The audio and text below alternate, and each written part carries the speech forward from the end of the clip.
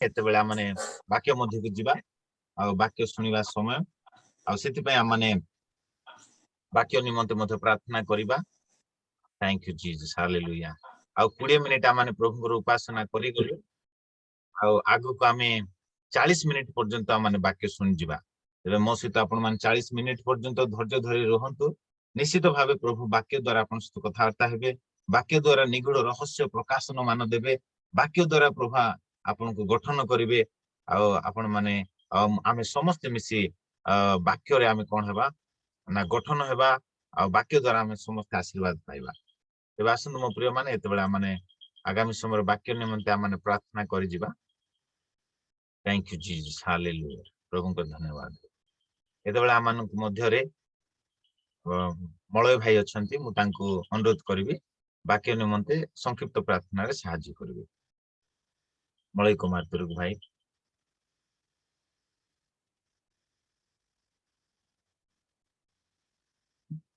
तांको सहित आमाने प्रार्थना करिबा। म्यूट काटी देबे भाई, मलय भाई म्यूट काटी देबे।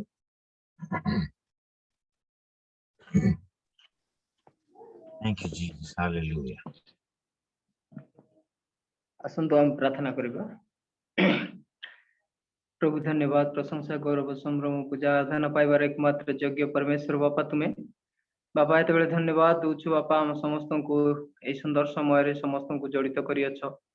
प्रभु तुम्हारी वाक्य मध्यरु आमान को शिखिबा पाई सुजोग देउछ, धन्यवाद दूछु प्रभु। एत बेले धन्यवाद दूछु बापा आदर्श भाई को तुम्हें आमान को तांको मुख दे आमान को तुम्हारी वाक्य शुणिबा पाई आमान को सुजोग देउछ, धन्यवाद दूछु गौरवमय राजा। से वाक्य को आमे हृदय रखी कार्य लगाइबा पाई आमान साहाय्य आमान कर जीवन रे आमे कार्य लगाइबा पाई आमान को साहाय्य करो गौरवमय राजा। तुम्हारी प्रिय पुत्र आमान प्रभु जी ख्रीष्ट नाम रे मागिली हूं पाइलु विश्वास करछि, आमेन आमेन। धन्यवाद मलय भाई, प्रभु आपन प्रचुर आशीर्वाद करंतु। आसंतु मो प्रिय माने एतबेले सीधा सड़क वाक्य निकट को जिबा आ आमाने काली मध्ये आमे अध्ययन करथिलु सेकंड सील रो एक्सप्लेनेशन बा सेकंड सील जेतेबेले द्वितीय मुद्रा प्रभु यीशु जेतेबेले स्वर्ग रे भांगिबे आ सेही समय रे केउ केउ घटना घटिबो आ 5 गोटी घटना घटिबो। 5 गोटी घटना रो आमाने ऑलरेडी आलोचना करि गलु। प्रथम घटना होची भंड ख्रीष्ट आपण प्रकृत रूप रे से प्रकाशित हेबो आ 2 नंबर पॉइंट होची आकाश द्वितीय आकाश मंडल रे बा स्वर्ग रे युद्ध हेबा कथा आमाने सिखि गलु। आ 3 नंबर पॉइंट होची 1,44,000 जिहुद माने किए आ से माने कोन पई मुद्रांकित हेबे ताहा मध्ये आमाने सिखि गलु। आज होची 4 नंबर पॉइंट आ 5 नंबर पॉइंट। 4 नंबर पॉइंट होची दुई साखी टू विटनेस दुई साखी एमाने केउ माने आ एमाने केते बेला आसीबे आ केते समय पर्यंत एमाने से महाक्लेश समय वाक्य प्रचार करिवे ताहा आज हम ध्यान करबा। 5 नंबर पॉइंट होची तीनोटी दूत उड़ी उड़ी प्रचार करिवे आ सेटा मध्ये आमाने काली को ताहा ध्यान करबा। किंतु आज हम ध्यान करबा अध्ययन करबा बुझिबा आ जहा दुई साखी केउ माने। तबे हम माने जहा माने स्टडी करूछु ताहा होची एंड टाइम स्टडी अंतिम कालर अध्ययन बा भविष्यत रे कोन सब घटिबा को जाउची जहा परमेश्वर तांको वाक्य रे लेखि छंती आ साहा से प्रत्येक तांको दास दासी मान को जणाइबा पई से बाइबल रे प्रकाशित वाक्य से आमान को देइ छंती आ सेथि पई आमान को समस्तंकर दायित्व जे आमे माने ए प्रकाशित वाक्य को जानिबा बा God's message the message of God for you. प्रकाशित वाक्य होची the message of God for you आपण को निमंते ईश्वरंकर संदेश अटे, आपण को निमंते ईश्वरंकर लेटर अटे। आपण प्रकाशित वाक्य होची आपण को निमंते परमेश्वर को द्वारा पठा जाइथिबा एक संदेश बा मेसेज अटे मो प्रिय माने।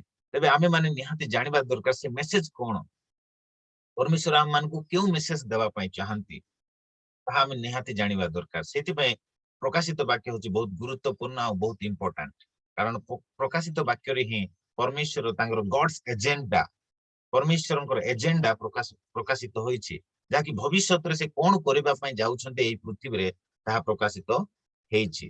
तबे आमाने जहा ध्यान करथिलु अध्ययन करथिलु सेति मध्यरु आमाने किछि गोटे रिवाइज करबा आ मु आपनको से टाइमलाइन देखै कि कहया पई चाहे आपण माने ध्यान दियंतु आ टाइमलाइन देखले आमान को अधिक बुझा पड़िबो।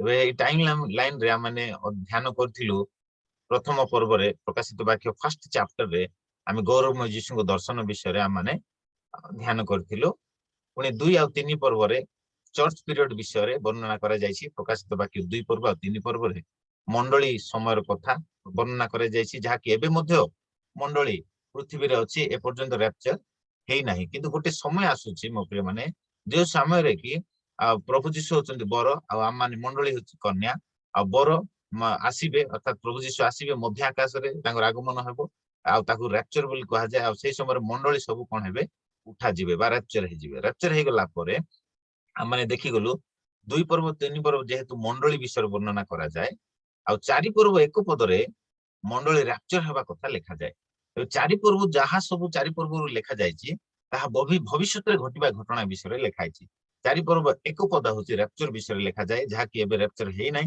किंतु भविष्यत रे गोटे समय रे से समय से दिन से बार के ही जानि नांती केवल पिता ही जानि छंती एपरि कि स्वर्गर दूत सुधा जानि नांती कि पुत्र सुधा जानि नांती बोली बाइबल रे लिखा जाय तो सेही दिन प्रभु कोन करिवे मंडल को नै जिवे स्वर्ग को नै जिवे आ सेठी नै गला परे 7 वर्ष पर्यंत मंडली स्वर्ग रे रहिबो 7 वर्ष पर्यंत किंतु पृथ्वी रे सेही 7 वर्ष पर्यंत महाक्लेश हेबो बा सेही 7 वर्ष क्लेशर समय अटे तबे सेही महाक्लेशर प्रभु नेबा पई से महाक्लेश हेबा पूर्वरु नेबा पई प्रभु आसु अछंती आ मान को नेबा पई आसु अछंती से मंडली रो कन्या गण को नेबा पई आसु अछंती जीसु शीघ्र आसु अछंती बोली हम गोटे गीत मध्ये गाउछु तबे प्रथम तबे एई जेतकी मु आपण मान को कहूची एटा मु रिवाइज करूची आपण एई मेसेज को जदी फुल सुनिया पई चाहंती मो YouTube चैनल आदर्श खेमंडु बोली मारी परिबे आ सेठी आपण सब मेसेज पाई परिबे ते आमे एबे गोटे सीरियली स्टडी करछु प्रकाशित वाक्य को तो प्रथम मुद्रा हम स्टडी करथिलु पर द्वितीय मुद्रा हमें स्टडी करथिलु प्रथम मुद्रा द्वितीय मुद्रा मझिरे 3 वर्ष 6 मास रो गैप अछि मु आज काहे एटा कहूची जे नुआ नुआ रे जदी के जडित होइथिबे तो से माने मध्ये टिके बुझी परिबे जे ओहो हो एम्ति टाइमलाइन अछि ओ ए प्रकार भाव प्रकाशित को बुझा होछि बोली नुआ लोक मान जानि परिबे सेतपय मु टिके रिवाइज करूची तो प्रथम मुद्रा द्वितीय मुद्रा मझिरे 3 वर्ष 6 मास रो गैप अछि मु ता वर्णना करथिली तो द्वितीय मुद्रा जतले प्रभु जीशु स्वर्ग रे भांगिबे सेतबेल को गोटे दर्शन देखुचंदी शिष्य जोहन कोन से दर्शन लाल घोड़ा गोटे बाहर होछि लाल घोड़ा रो अर्थ होछि युद्ध बा लाल घोड़ा ऊपर जे बसिछि से होछि भंड ख्रीष्ट से आपना प्रकृत रूप रे आसीबो आसिला परे ए स्थान रे ए जो द्वितीय मुद्रा जतले मेष साबु भांगिबे सेतबेल को कोन हेबो ना स्वर्ग रे युद्ध हेबो भंड ख्रीष्ट आपना को प्रकाश करिवो 1,40,000 जिहुदी मध्य ए स्थान रे ही आइबे ए मझी स्थान रे कारण 7 वर्ष को 2 भाग रे विभक्त करा जायछि 3 वर्ष 6 मास प्रथम भाग आ द्वितीय भाग मध्य 3 वर्ष 6 मास ते प्रथम भाग होछि से शांति रो नियम करिवो किंतु मझिरे से शांति रो नियम को भांगी देबो जेतबे से शांति रो नियम को भांगी देला परे एई जो द्वितीय भाग 3 वर्ष 6 मास आको महाक्लेशर समय बोली कहा जाय बा ग्रेट ट्रिबुलेशन बोली कहा जाय प्रथम भाग को खाली ट्रिबुलेशन पीरियड बोली क्लेशर समय बोली कहा जाय किंतु द्वितीय भाग को ग्रेट ट्रिबुलेशन पीरियड बोली कहा जाय अर्थात महाक्लेशर समय बोली कहा जाय तबे ए द्वितीय मुद्रा माने अध्ययन करूछु तबे द्वितीय मुद्रा रे जो 5 गोटी घटना घटिबो आ ताहा अन्य अन्य चैप्टर रे एक्सप्लेनेशन करा जायछि बा वर्णना करा जायछि प्रकाशित वाक्य रो अन्य चैप्टर गुडा करे ता वर्णना करा जायछि जे सीरियली लेखाई नै जेतु सीरियली लेखा न होइतबा हेतु बुझिबा टिके कष्ट होछि सेति पई मु आपण मानकु सीरियली सजाई देकी ताकू बुझाइबा पई चेष्टा करूछि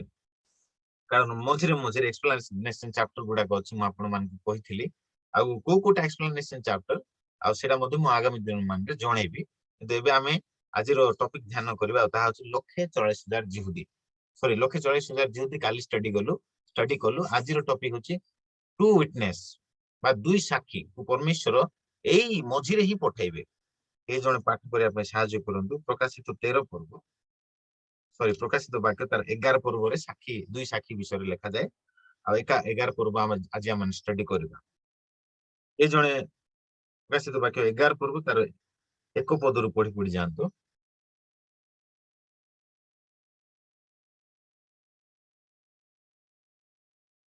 थैंक यू जीसस हालेलुया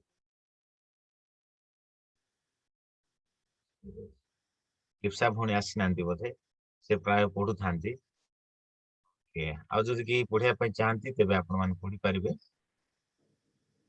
ପରେ ମତେ ଅଧିକା ପରି ଗୋଟିଏ ନଜ ଦତ ହେଲା ନଳ ଦତ ହେଲା ଜଣେ ମତେ କହିଲେ ଉଠ ଈଶ୍ୱରଙ୍କର ମନ୍ଦିର ବେଦୀ ଓ ଯେଉଁମାନେ ଏଥିରେ ପୂଜା କରନ୍ତି ସେମାନଙ୍କୁ ମାପ। ତାପରେ 2-3 ପଦ। କିନ୍ତୁ ମନ୍ଦିରର ବାହାରେ ଥିବା ପ୍ରାଙ୍ଗଣକୁ ଛାଡ଼ି ଦିଅ, ତାହା ମାପ ନାହିଁ, କାରଣ ତାହା ବିଜାତି ମାନଙ୍କୁ ଦତ୍ତ ହେଉଅଛି। ସେମାନେ 42 ମାସ ପର୍ଯ୍ୟନ୍ତ ପୁଣ୍ୟ ନଗରକୁ ପଦ ତଳେ ଦଳିତ କରିବେ। ଆଉ ଆମ୍ଭେ ଆମ୍ଭର 2 ସାକ୍ଷୀଙ୍କୁ ସାକ୍ଷାତ ଦେବୁ ଯେ ସେମାନେ ଚୋଟ ପରିଧାନ କରି 1,260 ଦିନ ପର୍ଯ୍ୟନ୍ତ ଭାବବାଣୀ କହିବେ। ହଁ ଦେଖନ୍ତୁ ଏଇଠି ଲେଖାଯାଏ 3 ପଦରେ ଆମ୍ଭେ ଆମର 2 ସାକ୍ଷୀଙ୍କୁ କ୍ଷମତା ଦେବୁ ଆଉ ସେମାନେ କଣ କରିବେ ନା 1,260 ଦିନ ଅର୍ଥାତ 1260 ଦିନ ଆଉ 1260 ଦିନ ବୋଲେ କେତେ ବର୍ଷ 3 ବର୍ଷ 6 ମାସକୁ ବୁଝାଏ। ଆସନ୍ତୁ 11 ପର୍ବର ଭିଡିଓ ଆମେ ପ୍ରଥମେ ଦେଖିଦେବା, ତେବେ ଆମକୁ ଅଧିକ ଭଲ ରୂପେ ବୁଝା ପଡିବ। And there was given me a reed like unto a rod, and the angel stood, saying, Rise, and measure the temple of God, and the altar, and them that worship therein. ଏଠି ଦେଖନ୍ତୁ 11 ପର୍ବରେ ପରେ ମତେ ପଦିକା ପରି ଗୋଟେ ନଳ ଦତ୍ତ ହେଲା। ଜଣେ ମତେ କହିଲେ କି ଏ ଦେଖନ୍ତୁ ଏଇ ଯୋଉ ଦୂତ, ସେ ଦୂତ କହୁଛନ୍ତି ତାଙ୍କୁ ଉଠ ଈଶ୍ୱରଙ୍କ ମନ୍ଦିର ବେଦୀ ଓ ଯେଉଁମାନେ ସେଥିରେ ପୂଜା କରନ୍ତି ସେମାନଙ୍କୁ ମାପ। ଆମେ ଏଇ ଯେ ଆଜି କେଉଁ ବିଷୟରେ ଚିନ୍ତା କରୁଛୁ ମୋ ପ୍ରିୟ ମାନେ, ଭବିଷ୍ୟତରେ ଘଟିବା ଘଟଣା ବିଷୟରେ ଆମେ ଚିନ୍ତା କରୁଛୁ। ଠିକ ଅଛି, ଧ୍ୟାନରେ ରଖନ୍ତୁ। ଭବିଷ୍ୟତରେ ରେପଚର ହେଲା ପରେ ଯୋଉ ମହାକ୍ଲେଶ ସମୟରେ ପ୍ରଥମ 3 ବର୍ଷ 6 ମାସ ଗତ ହେଲା ପରେ ମଝିରେ ଅର୍ଥାତ 7 ବର୍ଷର ମଝିରେ ଯୋଉ ଘଟଣା ଘଟିବ ସେଇ ଘଟଣା ବିଷୟରେ ଆମେ ଆଜି ଆଲୋଚନା କରୁଛୁ। ଆଉ ତାହା ହଉଛି 2 ସାକ୍ଷୀକୁ ପରମେଶ୍ୱର ପଠାଇବେ ଦ୍ୱିତୀୟ ଭାଗର 3 ବର୍ଷ 6 ମାସ ପ୍ରଚାର କରିବା ନିମନ୍ତେ ସେ ମଧ୍ୟ ସ୍ଥାନରେ ପରମେଶ୍ୱର ସେ 2 ସାକ୍ଷୀଙ୍କୁ ପଠେଇବେ। ଆଗକୁ ଆମେ ଦେଖିଯିବା ସେ 2 ସାକ୍ଷୀ ମାନେ କେଉଁମାନେ ଆଉ ଲୋକେ କଣ କହନ୍ତି ସେ 2 ସାକ୍ଷୀ ଆକ୍ଚୁଆଲି କିଏ, ଆମେ ଆଗକୁ ଦେଖିଯିବା। ତ ଏଠି ଆମେ ଦେଖିପାରୁଛୁ କିନ୍ତୁ ମନ୍ଦିରର ବାହାରେ ଥିବା ପ୍ରାଙ୍ଗଣକୁ ଛାଡି ଦିଅ, ତାହା ମାପ ନାହିଁ, କାରଣ ତାହା ବିଜାତି ମାନଙ୍କୁ ଦତ୍ତ ହୋଇଅଛି। ଦତ୍ତ ହୋଇଅଛି, ସେମାନେ 42 ମାସ ପର୍ଯ୍ୟନ୍ତ ପୁଣ୍ୟ ନଗରୀକୁ ପଦ ତଳେ ଦଳିତ କରିବେ। ମୁଁ କହିଥିଲି କାରଣ ସେଇ ସମୟ ହଉଛି ମହାକ୍ଲେଶର ସମୟ ଆଉ ଭଣ୍ଡ ଖ୍ରୀଷ୍ଟ ରାଜତ୍ୱ କରିବାର ସମୟ, ଭଣ୍ଡ ଖ୍ରୀଷ୍ଟର ଶାସନ ଚାଲିଥିବ। ଆଉ ସେଥିପାଇଁ ଲେଖାଯାଏ ସେଇ ଭଣ୍ଡ ଖ୍ରୀଷ୍ଟକୁ ଯେହେତୁ ଦ୍ୱିତୀୟ ଭାଗର 3 ବର୍ଷ 6 ମାସ ଯୋଉ କ୍ଷମତା ଦିଆଯାଉଛି, ଏଇ 3 ବର୍ଷ 6 ମାସ ସେ କଣ କରିବ ପୁଣ୍ୟ ନଗରୀକୁ ପଦ ତଳେ ଦଳିତ କରିବ, ବିଜାତି ମାନଙ୍କୁ ଦତ୍ତ ହୋଇଅଛି ବୋଲି ଲେଖାଯାଏ। 2 ପଦ ଟିକେ ପଢନ୍ତୁ, ପ୍ରକାଶିତ 11 ପର୍ବ ସେ 2 ପଦ ଟିକେ ପଢନ୍ତୁ। କିନ୍ତୁ ମନ୍ଦିରର ବାହାରେ ଥିବା ପ୍ରାଙ୍ଗଣକୁ ଛାଡ଼ି ଦିଅ, ତାହା ମାପ ନାହିଁ, କାରଣ ତାହା ବିଜାତି ମାନଙ୍କୁ ଦତ୍ତ ହୋଇଅଛି। ସେମାନେ 42 ମାସ ପର୍ଯ୍ୟନ୍ତ ପୁଣ୍ୟ ନଗରୀକୁ ପାଦ ତଳେ ଦଳିତ କରିବେ। 42 ମାସ ପର୍ଯ୍ୟନ୍ତ ଅର୍ଥାତ 3 ବର୍ଷ 6 ମାସ ସେମାନଙ୍କୁ ଦତ୍ତ ହେଇଛି। କାହାକୁ? ବିଜାତି ମାନଙ୍କୁ। କେବେ ତାହା ହେବ? ଭବିଷ୍ୟତରେ ମହାକ୍ଲେଶ ସମୟର କଥା ଆମେ ଆଲୋଚନା କରୁଛୁ। ସେଇ ସମୟରେ ସେ ବିଜାତି ମାନଙ୍କୁ ଦତ୍ତ ହେବ ଆଉ ସେମାନେ ଭଣ୍ଡ ଖ୍ରୀଷ୍ଟ ସହିତ 3 ବର୍ଷ 6 ମାସ ପୁଣ୍ୟ ନଗରୀକୁ ଅର୍ଥାତ ପୁଣ୍ୟ ନଗରୀ ବୋଲି କୁହା କଣ? ଜିରୁସାଲମକୁ ସେମାନେ ପଦ ତଳେ ଦଳିତ କରିବେ। ତାପରେ 3 ପଦ, ଆଉ ଆମେ ଆମର 2 ସାକ୍ଷୀଙ୍କୁ ସାକ୍ଷାତ ଦେବୁ ଯେ ସେମାନେ ଚୋଟ ପରିଧାନ କରି 1,260 ଦିନ ପର୍ଯ୍ୟନ୍ତ ଭାବବାଣୀ କହିବେ। ହଁ ଆଉ ଆମେ ଆମର 2 ସାକ୍ଷୀଙ୍କୁ ଆଜି ଆମେ 2 ୱିଟନେସ୍ ବିଷୟରେ ବା 2 ସାକ୍ଷୀଙ୍କ ବିଷୟରେ ଆମେ ଆଜି ଅଧ୍ୟୟନ କରୁଛୁ ବା ଧ୍ୟାନ କରୁଛୁ। ତ ଆମେ ସେଇ ସମୟରେ 2 ସାକ୍ଷୀଙ୍କୁ କ୍ଷମତା ଦେବୁ, ଅଥରିଟି ଦେବୁ, ପାୱାର ଦେବୁ। ସେମାନେ ଚୋଟ ପରିଧାନ କରି 1,260 ଦିନ ଅର୍ଥାତ 1260 ଦିନ ଅର୍ଥାତ 3 ବର୍ଷ 6 ମାସ ପର୍ଯ୍ୟନ୍ତ ଭାବବାଣୀ କହିବେ। ଆସନ୍ତୁ ଆମେ video ଦେଖିଯିବା। But the court which is without the temple leave out, and measure it not, for it is given unto the Gentiles. And the holy city shall they tread under foot 42 months. And I will give power unto my 2 witnesses, and they shall prophesy 1,260 days, clothed in sackcloth. ତେବେ ସେଇ ସମୟରେ ପ୍ରଭୁ ଏ ଦୁଇ ସାକ୍ଷୀଙ୍କୁ ପଠେଇବେ। ଦୁଇ ସାକ୍ଷୀଙ୍କୁ କଣ ପାଇଁ ପଠେଇବେ? ସେଇ ସମୟରେ ସେମାନଙ୍କୁ ପ୍ରଚାର କରିବା ପାଇଁ ମଧ୍ୟ, ଆଉ ସେମାନଙ୍କ ଭିତରେ ସେମାନଙ୍କୁ ପ୍ରଭୁଙ୍କର କ୍ରୋଧ ବିଷୟରେ ଜଣାଇବା ପାଇଁ ମଧ୍ୟ, ଆଉ କଣ କଣ ଏମାନେ କାର୍ଯ୍ୟ କରିବେ ତାହା ଆମେ ଆଗକୁ ଦେଖିବା। এই ଦୁଇ ସାକ୍ଷୀ ବିଷୟରେ ଆମେ ଭିଡିଓ ପ୍ରଥମେ ଦେଖିଦେବା। These are the 2 olive trees, and the 2 candlesticks, standing before the God of the earth. And if any man will hurt them, fire proceedeth out of their mouth. ଦେଖିପାରୁଛନ୍ତି ଆପଣ ମାନେ, ଆଉ ସେମାନଙ୍କର ମୁଖରୁ ଅଗ୍ନି ନିର୍ଗତ ହେଉଛି। ଆମେ ଯଦି ଆଗକୁ ଟିକେ ପଢିବା 11 ପର୍ବର, ତାର ଆମେ 3 ପଦ ପଢିଗଲୁ, ଏବେ ଆମେ 4 ପଦ 5 ପଦ ଏମିତି ପଢିବା। ସେମାନେ ପୃଥିବୀର ପ୍ରଭୁଙ୍କ ସମ୍ମୁଖରେ ଦଣ୍ଡାୟମାନ ହୋଇଥିବା 2 ଜିତବୃକ୍ଷ ଓ 2 ପ୍ରଦୀପ ସଦୃଶ। ଏମାନେ ଯଦି କିଏ? ସେମାନେ- ଏମାନେ କିଏ ଏଠି ଲେଖାଯାଏ ସ୍ପଷ୍ଟ ଭାବେ? ସେମାନେ ପୃଥିବୀର ପ୍ରଭୁଙ୍କ ସମ୍ମୁଖରେ ଦଣ୍ଡାୟମାନ ହୋଇଥିବା 2 ଜିତବୃକ୍ଷ ଓ 2 ପ୍ରଦୀପ ସଦୃଶ। ଧ୍ୟାନ ଦିଅନ୍ତୁ, ଏମାନେ କେଉଁମାନେ? ଆର ଉତ୍ତର ଏଇ ସ୍ଥାନରେ ଅଛି। ସେମାନେ ହଉଛନ୍ତି 2 ଜିତବୃକ୍ଷ ଓ 2 ପ୍ରଦୀପ ସଦୃଶ। ତେବେ ଆମେ ଏ ବିଷୟରେ ଆମେ ଷ୍ଟଡି କରିବା। 2 ଜିତବୃକ୍ଷ ବୋଲେ କଣ? ଜିଖରିୟ 4 ପର୍ବକୁ ଆମେ ଯାଇକି ଷ୍ଟଡି କରିବା ଆଉ ଟିକେ ସମୟ ପରେ। ପ୍ରଥମେ ଆମେ ଏଇଟା ଆମେ ପଢିଦେବା, ସେମାନେ କଣ କଣ କାର୍ଯ୍ୟ କରିବେ। 2 ଜିତବୃକ୍ଷ 2 ପ୍ରଦୀପ ସଦୃଶ। ତାପରେ 5 ପଦ, କେହି ଯଦି ସେମାନଙ୍କର କ୍ଷତି କରିବାକୁ ଇଚ୍ଛା କରେ, ତେବେ ସେମାନଙ୍କ ମୁଖରୁ ଅଗ୍ନି ନିର୍ଗତ ହୋଇ ସେମାନଙ୍କ ଶତ୍ରୁମାନଙ୍କୁ ଗ୍ରାସ କରେ। କେହି ଯଦି ସେମାନଙ୍କର କ୍ଷତି କରିବାକୁ ଇଚ୍ଛା କରିବ, ତାହାକୁ ଏହିପରି ଭାବେ ହତ ହେବାକୁ ହେବ। ଭଉଣୀ ପଢୁଛନ୍ତି ଯେ ସାଉଣ୍ଡ ଟିକେ ବଢାନ୍ତୁ, ବେଶୀ ସ୍ଲୋ ଶୁଭୁଛି। ସାଉଣ୍ଡ ଟିକେ ବଢାନ୍ତୁ, ବହୁତ ଧନ୍ୟବାଦ। 5 ପଦରେ କଣ ଲେଖାଯାଏ ମୋ ପ୍ରିୟ ମାନେ? କେହି ଯଦି ସେମାନଙ୍କର କ୍ଷତି କରିବାକୁ ଇଚ୍ଛା କରେ, ତେବେ ଏଇ 2 ସାକ୍ଷୀକୁ ପରମେଶ୍ୱର ପଠେଇବେ। ତେବେ ଏଇ 2 ସାକ୍ଷୀଙ୍କୁ ଯଦି କେହି କ୍ଷତି କରିବାକୁ ଇଚ୍ଛା କରେ, ସେ ସମୟରେ ତ ଭଣ୍ଡ ଖ୍ରୀଷ୍ଟର ସମୟ ଚାଲିଥିବ, ତାର ସୈନ୍ୟ ଦଳ ମାନେ ସବୁ ଥିବେ, ଆଉ ସେମାନେ ପ୍ରଭୁଙ୍କ ଲୋକମାନଙ୍କୁ ସେମାନେ କଷ୍ଟ ଦଉଥିବେ, ପ୍ରଭୁଙ୍କ ଲୋକମାନଙ୍କୁ ତାଡନା କରୁଥିବେ। ସେତେବେଳେ 666 ମଧ୍ୟ ଦେବେ ସେମାନେ। ଆଉ ସେଇ ସମୟରେ ଏଇ 2 ସାକ୍ଷୀ ମଧ୍ୟ ଆସୁଛନ୍ତି। ତେବେ ଏଇ 2 ସାକ୍ଷୀଙ୍କୁ ମାରିବା ପାଇଁ ବି ଗଲେ, ଏ 2 ସାକ୍ଷୀ କଣ କରିବେ ନା ତାଙ୍କ ମୁଖରୁ ଅଗ୍ନି ନିର୍ଗତ ହେଉଛି। ଏମାନେ ଗୋଟେ ସୁପର ନ୍ୟାଚୁରାଲ ପର୍ସନ, ମାନେ 2 ଜଣ ଗୋଟେ ପ୍ରକାର ଅର୍ଡିନାରୀ ଲୋକମାନେ ନୁହନ୍ତି। ଏମାନେ ଈଶ୍ୱରଙ୍କ ଦ୍ଵାରା ପ୍ରେରିତ ହେଇଥିବା, ସେ ବିଶେଷ କରି ସେ ମହାକ୍ଲେଶର ସମୟରେ ପ୍ରେରିତ କରାଯାଇଥିବା 2 ଜଣ ଭାବବାଦୀ ଅଟନ୍ତି। ସେମାନେ ଲେଖାଯାଏ, ସେମାନେ ପ୍ରଫେସି କରିବେ ବା ଭାବବାଣୀ କହିବେ। କେତେ ଦିନ? 3 ବର୍ଷ 6 ମାସ ପର୍ଯ୍ୟନ୍ତ ସେମାନେ କଣ କହିବେ ନା ଭାବବାଣୀ କହିବେ। ଆଗକୁ ଦେଖିବା, ଭାବବାଣୀ କହିବା ସମୟରେ ପ୍ରଚାର କରିବା ସମୟରେ କେହି ଯଦି ତାଙ୍କୁ ଆଘାତ କରିବାକୁ ଚେଷ୍ଟା କରନ୍ତି, ତେବେ ସେମାନେ କଣ କରନ୍ତି? ମୁଖରୁ ଅଗ୍ନି ନିର୍ଗତ କରି ସେମାନଙ୍କୁ ଗ୍ରାସ କରନ୍ତି। And devoureth their enemies. And if anyone wishes to hurt them, thus must he be killed. These have power to shut heaven, that it rain not in the days of their prophecy, and have power over waters, to turn them to blood. ଦେଖନ୍ତୁ, ସେମାନେ ଏ ପ୍ରକାର କ୍ଷମତା ସେମାନଙ୍କୁ ଥିବ, ସେମାନେ ମୁଖରୁ ଅଗ୍ନି ନିର୍ଗତ କରିବେ ଆଉ ତାଙ୍କ ଶତ୍ରୁ ମାନଙ୍କୁ ଗ୍ରାସ କରିବେ। କେହି ଯଦି ସେମାନଙ୍କର କ୍ଷତି କରିବାକୁ ଇଚ୍ଛା କରିବେ, ତାହାକୁ ଏହିପରି ଭାବେ ହତ ହେବାକୁ ହେବ। 6 ପଦ, ସେମାନେ ଭାବବାଣୀ କହିବା ସମୟ ମଧ୍ୟରେ ଯେପରି ବୃଷ୍ଟି ନ ହୁଏ, ଏଥି ନିମନ୍ତେ ଆକାଶ ରୁଦ୍ଧ କରିବାକୁ ସେମାନଙ୍କର କ୍ଷମତା ଅଛି।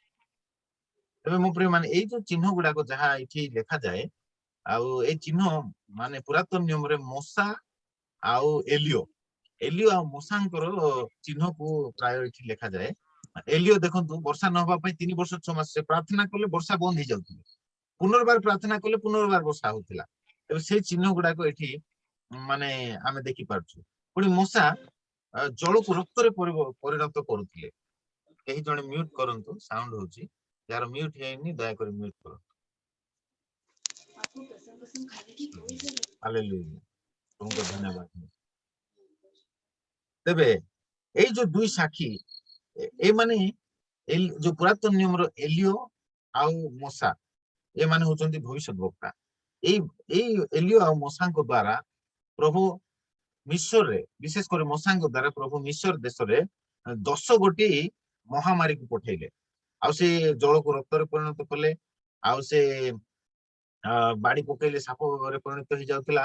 ଆଉ ଏ ପ୍ରକାର 10 ଗୋଟି ଆଶ୍ଚର୍ଯ୍ୟ କର୍ମ ହେଇଥିଲା। ତ ସେଇ କେତେ ଗୋଟି ଚିହ୍ନ ଗୁଡାକ ଏଇଠାରେ ଦେଖିବାକୁ ପାଉଛୁ। ଏଲିଓ ମଧ୍ୟ 3 ବର୍ଷ 6 ମାସ ପାଇଁ ସେ ବର୍ଷା ରଖି ଦଉଥିଲେ ପୁନର୍ବାର ସେ ବର୍ଷା କରୁଥିଲେ। ତ ଏଇ 6 ପଦରେ ଆମେ ଦେଖିପାରୁଛୁ ସେମାନେ ଭାବୁବାଣୀ କହିବା ସମୟ ମଧ୍ୟରେ ଯେପରି ବୃଷ୍ଟି ନ ହୁଏ, ବୃଷ୍ଟି ମାନେ ପୃଥିବୀରେ ଯେପରି ବୃଷ୍ଟି ନ ହୁଏ ବା ବର୍ଷା ନ ହୁଏ, ଏଥି ନିମନ୍ତେ ଆକାଶକୁ ସେମାନେ ରୁଦ୍ଧ କରିବାକୁ ସେମାନଙ୍କର କ୍ଷମତା ଅଛି।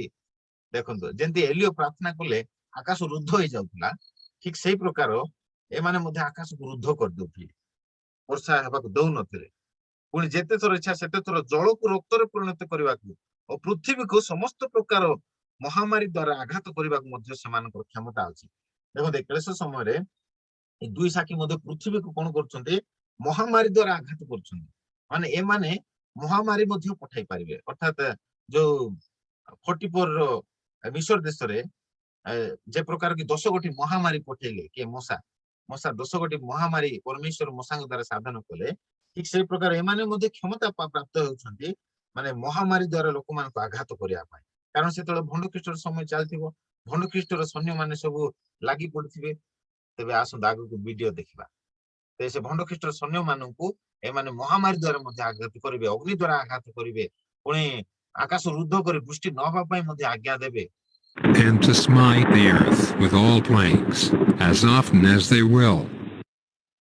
And when they shall have finished their testimony, the beast that ascendeth out of the bottomless pit shall make war against them.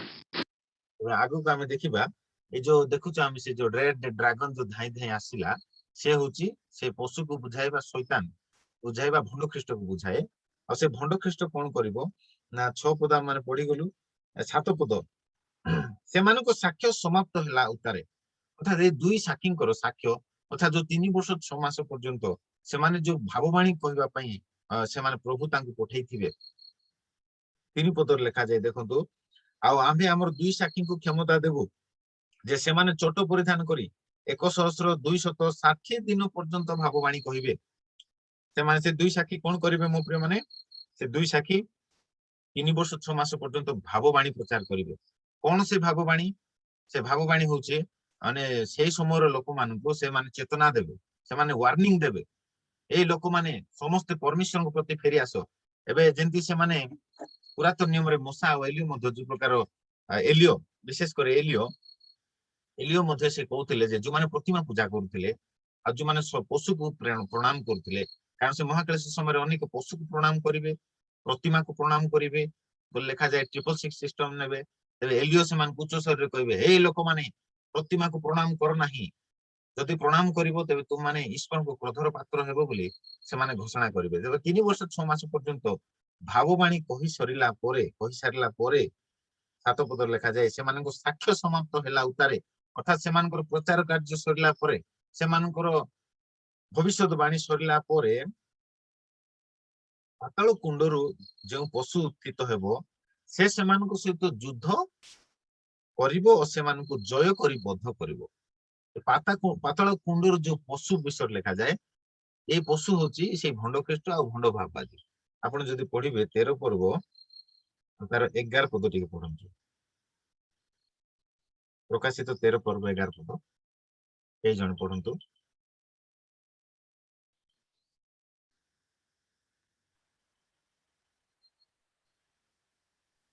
ପ୍ରକାଶିତ 13 ପର୍ବ 11 ପଦ। ତତ୍ପରେ ମୁଁ ଆଉ ଗୋଟିଏ ପଶୁକୁ ଭୂମି ମଧ୍ୟରୁ ଉଠି ଆସିବାର ଦେଖିଲି, ମେଷ ଶାବକ ପରି ତାହାର 2ଟା ଶୃଙ୍ଗ, ଆଉ ସେ ସର୍ପ ପରି କଥା କହୁଥିଲା। ହଁ, ଏଠାରେ ଦେଖନ୍ତୁ ମୁଁ ଗୋଟେ ପଶୁକୁ ଭୂମି ମଧ୍ୟରୁ ଉଠି ଆସିବାର, ଭୂମି ମଧ୍ୟରୁ ବୋଲି କହିଲେ ମାନେ ଭୂମି ତଳେ ପାତାଳ କୁଣ୍ଡ ଅଛି ମୋ। ତେବେ ମ୍ୟୁଟ କରିଦିଅନ୍ତୁ, ଓଡିଶାର ଲୋକ ମ୍ୟୁଟ କରିଦିଅନ୍ତୁ। ତେବେ ଭୂମି ତଳେ କଣ ଅଛି ନା ପାତାଳ କୁଣ୍ଡ ଅଛି। ଏଇଠି ଆମେ ଦେଖିଗଲୁ ସେ ପଶୁ କୋଉଠି ବାହାରୁଛି, ସେଇ ପଶୁ ବାହାରୁଛି ପାତାଳ କୁଣ୍ଡରୁ।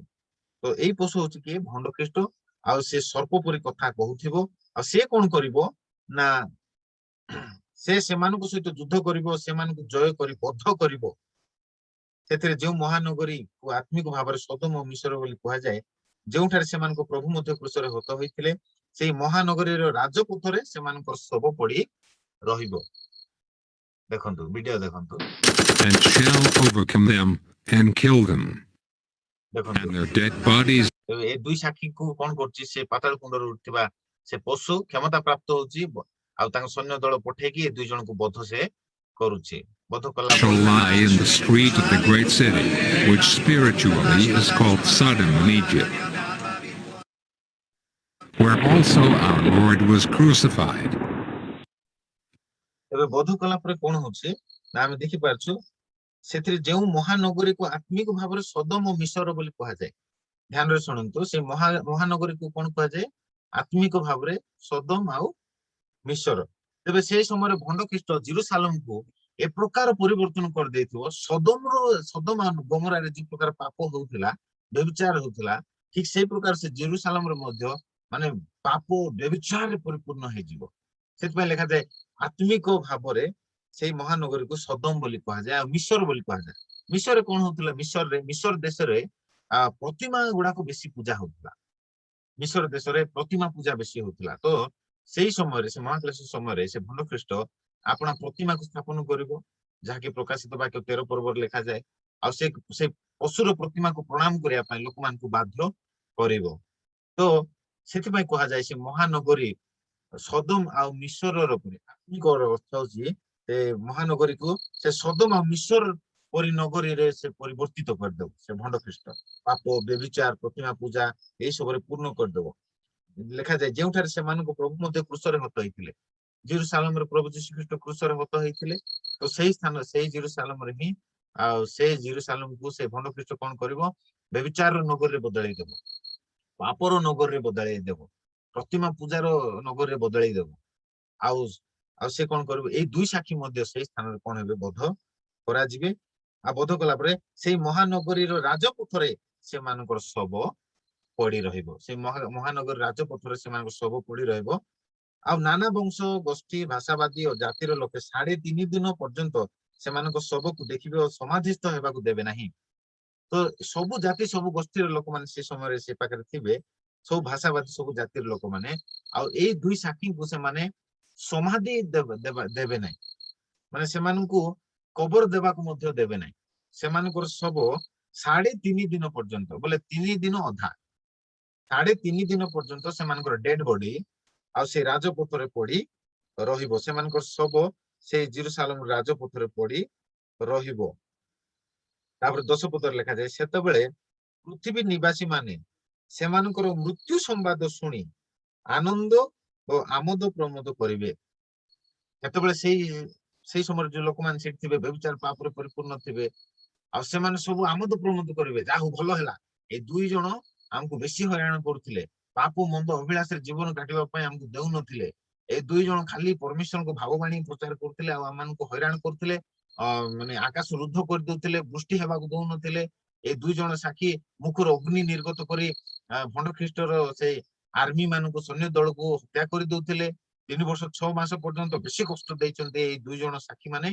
ଭଲ ହେଲା ଏମାନେ ମରିଗଲେ ବୋଲି ସେମାନେ କଣ ଆମୋଦ ପ୍ରମୋଦ କରିବେ ଆଉ ଲେଖାଯାଏ ପୁଣି ପରସ୍ପରକୁ ଉପହାର ଦେବେ ଗିଫ୍ଟ ଦିଆଦି ହେବେ ଭଲ ହେଲା ସେ ମରଲା ଆଣ ମୁଁ ତମକୁ ଗୋଟେ ଗିଫ୍ଟ ଦଉଛି ତମେ ମତେ ଗୋଟେ ଗିଫ୍ଟ ଦିଅ ଏପରି ଗିଫ୍ଟ ଦିଆଦି ସେମାନେ ହେବେ କାରଣ ଏଇ ଦୁଇ ଭାବବାଦୀ ପୃଥିବୀ ନିବାସୀ ମାନଙ୍କୁ ଯନ୍ତ୍ରଣା ଦେଉଥିଲେ ଏଇ 3 ବର୍ଷ 6 ମାସ ପର୍ଯ୍ୟନ୍ତ ଏଇ ଦୁଇ ଭାବବାଦୀ ସେ ମାନେ ଯୋଉ ସେଇ ସୈନ୍ୟ ଦଳ ମାନଙ୍କୁ ପୁଣି ପାପରେ ପ୍ରଭୁତ୍ୱ ଲୋକମାନଙ୍କୁ ସେମାନେ କଣ ଡାଇରେକ୍ଟ ସେମାନେ କଣ ଦଉଥିଲେ ଯନ୍ତ୍ରଣା ଦେଉଥିଲେ ଅଗ୍ନି ନିର୍ଗତ କରି ଯନ୍ତ୍ରଣା ଦେଉଥିଲେ ସେମାନେ ସେ ଲୋକମାନେ ପାଣି ପିଇବୁ କହିଲା ବେଳକୁ ଏ ଦୁଇ ଜଣ ସାକ୍ଷୀ କଣ କରୁଥିଲେ ନା ସେ ଜଳକୁ ରକ୍ତରେ ପରିଣତ କରିଦଉଥିଲେ ସେମାନେ ସେ ପାଣି ମଧ୍ୟ ପିଇ ପାରୁନଥିଲେ ଏଇ ପ୍ରକାର ଏ ଦୁଇ ସାକ୍ଷୀ ସେ ପାପୀ ବ୍ୟଭିଚାର କରୁଥିବା ଲୋକମାନଙ୍କୁ ସେମାନେ ଯନ୍ତ୍ରଣା ଦଉଥିଲେ ଆଉ ସେମାନଙ୍କୁ ମୃତ୍ୟୁ ଭୋଗ କଲା ପରେ ଏ ସବୁ ଶ୍ରଦ୍ଧା ହେଇଯାଉଛନ୍ତି ଖୁସି ହେଇଯାଉଛନ୍ତି ଦେଖନ୍ତୁ video And they of the people and kindreds and tongues and nations shall see their dead bodies 3 days and a half. And ଆପଣ ଦେଖିପାରିବେ ଆଉ ସେଠି କ୍ୟାମେରାମ୍ୟାନ ଅଛି ସେ କ୍ୟାମେରାମ୍ୟାନ ର ରିପୋର୍ଟର ମଧ୍ୟ ଅଛି ଆଉ ସେ ମଧ୍ୟ ସମଗ୍ର ପୃଥିବୀକୁ ସେ ରିପୋର୍ଟ କରୁଛି କଣ ରିପୋର୍ଟ କରୁଛନ୍ତି ସେମାନେ ଯେ ଦେଖ ଏଇ ଦୁଇ ସାକ୍ଷୀ ମାନେ ମରି ଯାଇଛନ୍ତି ଯୋଉମାନେ କି ଆମକୁ କଷ୍ଟ ଦଉଥିଲେ କ୍ଲେଶ ଦଉଥିଲେ ଯନ୍ତ୍ରଣା ଦଉଥିଲେ ଏବେ ଆରାମରେ ବ୍ୟଭିଚାର କର ଆରାମରେ ପାପ କର ଯେତେ ପାପ କରୁଛ କର କିଛି ଟେନସନ ନାହିଁ ବୋଲି ସେ ନ୍ୟୁଜରେ ମଧ୍ୟ ନ୍ୟୁଜ ଚ୍ୟାନେଲରେ ମଧ୍ୟ ସେତେବେଳେ ଫ୍ଲାଶ ହେଉଥିବ ସବୁଆଡେ ପ୍ରସାରିତ ହେଉଥିବ ସମଗ୍ର ପୃଥିବୀରେ ତାପରେ କଣ ହବ ଦେଖନ୍ତୁ shall not suffer their dead bodies to be put in graves. and they that dwell upon the earth shall rejoice over them, and make merry. ଦେଖନ୍ତୁ ସେମାନେ ଡ୍ୟାନ୍ସ କରୁଛନ୍ତି, ଆନନ୍ଦ କରୁଛନ୍ତି, ଭଲ ହେଲା 2 ଜଣ ସାକ୍ଷୀ ମରିଗଲେ ବୋଲି ସେମାନେ ଆନନ୍ଦ କରୁଛନ୍ତି। ସମଗ୍ର ପୃଥିବୀରେ ମାନେ ଟିଭି ଚ୍ୟାନେଲ ଗୁଡାକରେ ଦେଖିକିରି ସବୁ ପାପ ବ୍ୟଭିଚାରରେ ଆନନ୍ଦ କରିବା ଆରମ୍ଭ କରିବେ। ତାପରେ And shall send gifts one to another, because these 2 prophets tormented them that dwelt on the earth. And after 3 days and a half, ଦେଖନ୍ତୁ ସେମାନେ ପୁରା ସବୁ ଆନନ୍ଦ କରୁଛନ୍ତି, ଗିଫ୍ଟ ଦିଆଦି ହଉଛନ୍ତି, ଆଉ 2 ଜଣ ମରିଗଲେ ବହୁତ ଭଲ ହେଲା ବୋଲି। କିନ୍ତୁ 11 ପଦରେ ଲେଖାଯାଏ, ସେଇ ପ୍ରକାଶିତ 11 ପର୍ବ 11 ପଦରେ 3.5 ଦିନ ଉତ୍ତାରେ ଈଶ୍ୱରଙ୍କ ଠାରୁ ଜୀବନ ବାୟୁ ଆସି ସେମାନଙ୍କ ଠାରେ ପ୍ରବେଶ କଲା। ସେଥିରେ ସେମାନେ ପାଦରେ ଭରା ଦେଇ ଠିଆ ହେଲେ, ଆଉ ସେମାନଙ୍କୁ ଦେଖିବା ଲୋକମାନେ ମହାଭୟଗ୍ରସ୍ତ ହେଲେ। ହାଲେଲୁୟା। ଦେଖନ୍ତୁ ମୋ ପ୍ରିୟ ମାନେ 3.5 ଦିନ ଉତ୍ତାରେ ସେମାନଙ୍କର ଶବ ସେଇ ମହାନଗରୀରେ ହିଁ ପଡିଥିଲା। ସମସ୍ତେ ଆନନ୍ଦ କରୁଥିଲେ ସେମାନଙ୍କର ଶବକୁ ଦେଖିକିରି, ସେମାନେ ମରି ଯାଇଛନ୍ତି ବୋଲି ସବୁ ଖୁସି ହେଇଯାଉଥିଲେ, ଗିଫ୍ଟ ଦିଆଦି ହେଉଥିଲେ, ପାପ ବ୍ୟଭିଚାର ଆହୁରି ବଢେଇ ଦେଇଥିଲେ। କ୍ୟାମେରାମ୍ୟାନ ମାନେ ସବୁ ଠିଆ ହେଇକିରି ବା ବଢିଆ ହେଲା ମରିଗଲେ ବୋଲି ଭାବୁଥିଲେ। 3.5 ଦିନ ଉତ୍ତାରେ ଆଉ ଥରେ ଗୋଟେ କ୍ୟାମେରାମ୍ୟାନ ବାଲା ଦେଖିବା ପାଇଁ ଯାଇଛି। ଦେଖନ୍ତୁ ଆପଣ ସେ ଭିଡିଓରେ କ୍ୟାମେରାମ୍ୟାନ ବାଲା ଗୋଟେ ଅଛି ଆଉ ରିପୋର୍ଟର ଗୋଟେ ଅଛି। ଆଉ ହଠାତ୍ 3.5 ଦିନ ଯେ ପ୍ରକାର କମ୍ପ୍ଲିଟ ହେଲା, ଲେଖାଯାଏ ଈଶ୍ୱରଙ୍କ ଠାରୁ ଜୀବନ ବାୟୁ ଆସି ସେମାନଙ୍କ ଠାରେ ପ୍ରବେଶ କଲା। ସେଥିରେ ସେମାନେ ପାଦରେ ଭରା ଦେଇ ଠିଆ ହେଲେ, ଆଉ ସେମାନଙ୍କୁ ଦେଖିବା ଲୋକମାନେ ମହାଭୟଗ୍ରସ୍ତ ହେଲେ। ସେମାନେ ଆନନ୍ଦ କରୁଥିଲେ, ଶ୍ରଦ୍ଧା ହେଇଯାଉଥିଲେ, ଖୁସି ହେଇଯାଉଥିଲେ, ଆନନ୍ଦ କରୁଥିଲେ। ଆଉ ହଠାତ୍ ଯେତେବେଳେ ସେମାନେ ଠିଆ ହେଇଗଲେ, ସେମାନେ ଜୀବିତ ହେଇଗଲେ, ଆଉ ଈଶ୍ୱରଙ୍କ ଠାରୁ ପ୍ରାଣବାୟୁ ଆସିଲା, ସେମାନେ ବଞ୍ଚିଗଲେ, ଠିଆ ହେଇଗଲେ, ଜୀବିତ ହେଇଗଲେ। ଆଉ ସେ ପ୍ରେସ ରିପୋର୍ଟର ଯାଇଛି ସେ ଭିଡିଓ ରେକର୍ଡ କରିବାକୁ। ହଠାତ୍ ସେମାନେ ଯେତେବେଳେ ଠିଆ ହେଇଗଲେ, ଏ ମାନେ ସବୁ ଆଶ୍ଚର୍ଯ୍ୟ ହେଇଗଲେ, ଆଉ ଏମାନେ ମହାଭୟଗ୍ରସ୍ତ ହେଇଗଲେ। ହାଲେଲୁୟା। ଏଠି ଲେଖାଯାଏ ସେମାନଙ୍କୁ ଦେଖିବା ଲୋକମାନେ ମହାଭୟଗ୍ରସ୍ତ ହେଲେ, ଆଉ କ୍ୟାମେରାରେ ମଧ୍ୟ ତାହା ଦେଖାଯାଉଛି, ଆଉ ସମଗ୍ର ପୃଥିବୀରେ ମଧ୍ୟ ସେଇ ନ୍ୟୁଜ ପ୍ରସାରଣ ହେଉଥିବ। ଆଉ ଦେଖିବେ ସେ 2 ଜଣ ଉଠିବେ, ଉଠିଲା ପରେ କଣ ହବ ଦେଖନ୍ତୁ। the Spirit of life from God entered into them, and they stood upon their feet. And great fear fell upon them which saw them. And they heard a great voice from heaven, saying unto them, Come up hither. and ଦେଖନ୍ତୁ ତାପରେ ଲେଖାଯାଏ ସେତେବେଳେ ସେମାନେ ଆକାଶରୁ ଉଚ୍ଚ ସ୍ୱରରେ ଉକ୍ତ ଏହି ବାଣୀ ଶୁଣିଲେ, ଏଠାକୁ ଉଠି ଆସ। ସେଥିରେ ସେମାନେ ମେଘାରୂଢ ହୋଇ ସ୍ୱର୍ଗାରୋହଣ କଲେ, ଆଉ ସେମାନଙ୍କର ଶତ୍ରୁମାନେ ସେମାନଙ୍କୁ ଦେଖିଲେ। ତେବେ ସେମାନେ ମୃତ ହେଲେ, 3.5 ଦିନ ଉତ୍ତାରେ ସେମାନେ ପୁନର୍ଜୀବିତ ହେଲେ, ଆଉ ସମସ୍ତେ ଦେଖୁଛନ୍ତି, ଆଉ ସମସ୍ତଙ୍କର ଆଖି ଆଗରେ ସେମାନେ କଣ ହେଲେ ନା, ସେମାନେ ସ୍ୱର୍ଗରୁ ଗୋଟେ ବାଣୀ ହେଲା। କଣ ହେଲା? ଏଠାକୁ ଉଠି ଆସ। ଆଉ ସେ ବାଣୀ ପ୍ରଭୁ ଯୀଶୁ ସେମାନଙ୍କୁ ଉଠି ଆସ ବୋଲି କହୁଛନ୍ତି। ଆଉ ସେତେବେଳେ ସେମାନେ ରେପଚର ହଉଛନ୍ତି, ସେମାନେ ସ୍ୱର୍ଗାରୋହଣ କରୁଛନ୍ତି। ମୁଁ ରେପଚରରେ ଆପଣମାନଙ୍କୁ କହିଥିଲି, ଯେତେବେଳେ ଆମେ ରେପଚର ଷ୍ଟଡି କରିଥିଲୁ, ଆଉ 7 ଗୋଟି ରେପଚର ବାଇବଲରେ ମେନସନ ହେଇଛି ବୋଲି ମୁଁ କହିଥିଲି। ଆଉ ପ୍ରଥମେ କିଏ ରେପଚର ହେଇଥିଲେ? ଏଲିଓ ରେପଚର ହେଇଥିଲେ। ପ୍ରଥମେ ହନୋକ ରେପଚର ହେଇଥିଲେ, ତାପରେ ଏଲିଓ ରେପଚର ହେଲେ। ତାପରେ ଯୀଶୁଙ୍କ ସମୟରେ ପୁରାତନ ସାଧୁ ମାନଙ୍କ ଶରୀର ଉତ୍ଥାପିତ ହେଲେ, 3 ନମ୍ବର ପଏଣ୍ଟ, ସେମାନେ ମଧ୍ୟ ରେପଚର ହେଲେ। ପୁଣି ଯୀଶୁ ନିଜେ ମଧ୍ୟ ରେପଚର ହେଲେ, ଊର୍ଦ୍ଧ୍ୱଗମନ କଲେ। ଆଉ 5 ନମ୍ବର ପଏଣ୍ଟ ହଉଛି ଭବିଷ୍ୟତରେ ମଣ୍ଡଳୀ ରେପଚର ହେବାକୁ ଯାଉଛି। 6 ନମ୍ବର ପଏଣ୍ଟ 1,40,000 ଜିହୁଦୀ ମାନେ ମଧ୍ୟ ରେପଚର ହେବେ। ଆଉ 7 ନମ୍ବର ପଏଣ୍ଟ ହଉଛି 2 ସାକ୍ଷୀ ମଧ୍ୟ ରେପଚର ହେବେ। ତେବେ 3 ଗୋଟି ରେପଚର ସରିଯାଇଛି, ଆଉ ଆଉ 4 ଗୋଟି ରେପଚର ସରିଯାଇଛି, ଆଉ 3 ଗୋଟି ରେପଚର ବାକି ଅଛି। କଣ କଣ ବାକି ଅଛି? ମଣ୍ଡଳୀ ରେପଚର ହେବାର ବାକି ଅଛି, ତାପରେ ଭବିଷ୍ୟତରେ 1,40,000 ଜିହୁଦୀ ରେପଚର ହେବାର ବାକି ଅଛି, ଆଉ 2 ସାକ୍ଷୀ ରେପଚର ହେବାର ବାକି ଅଛି ଭବିଷ୍ୟତରେ। ନେକ୍ସଟ ଭବିଷ୍ୟତରେ ମଣ୍ଡଳୀ ରେପଚର ହେବାକୁ ଯାଉଛି।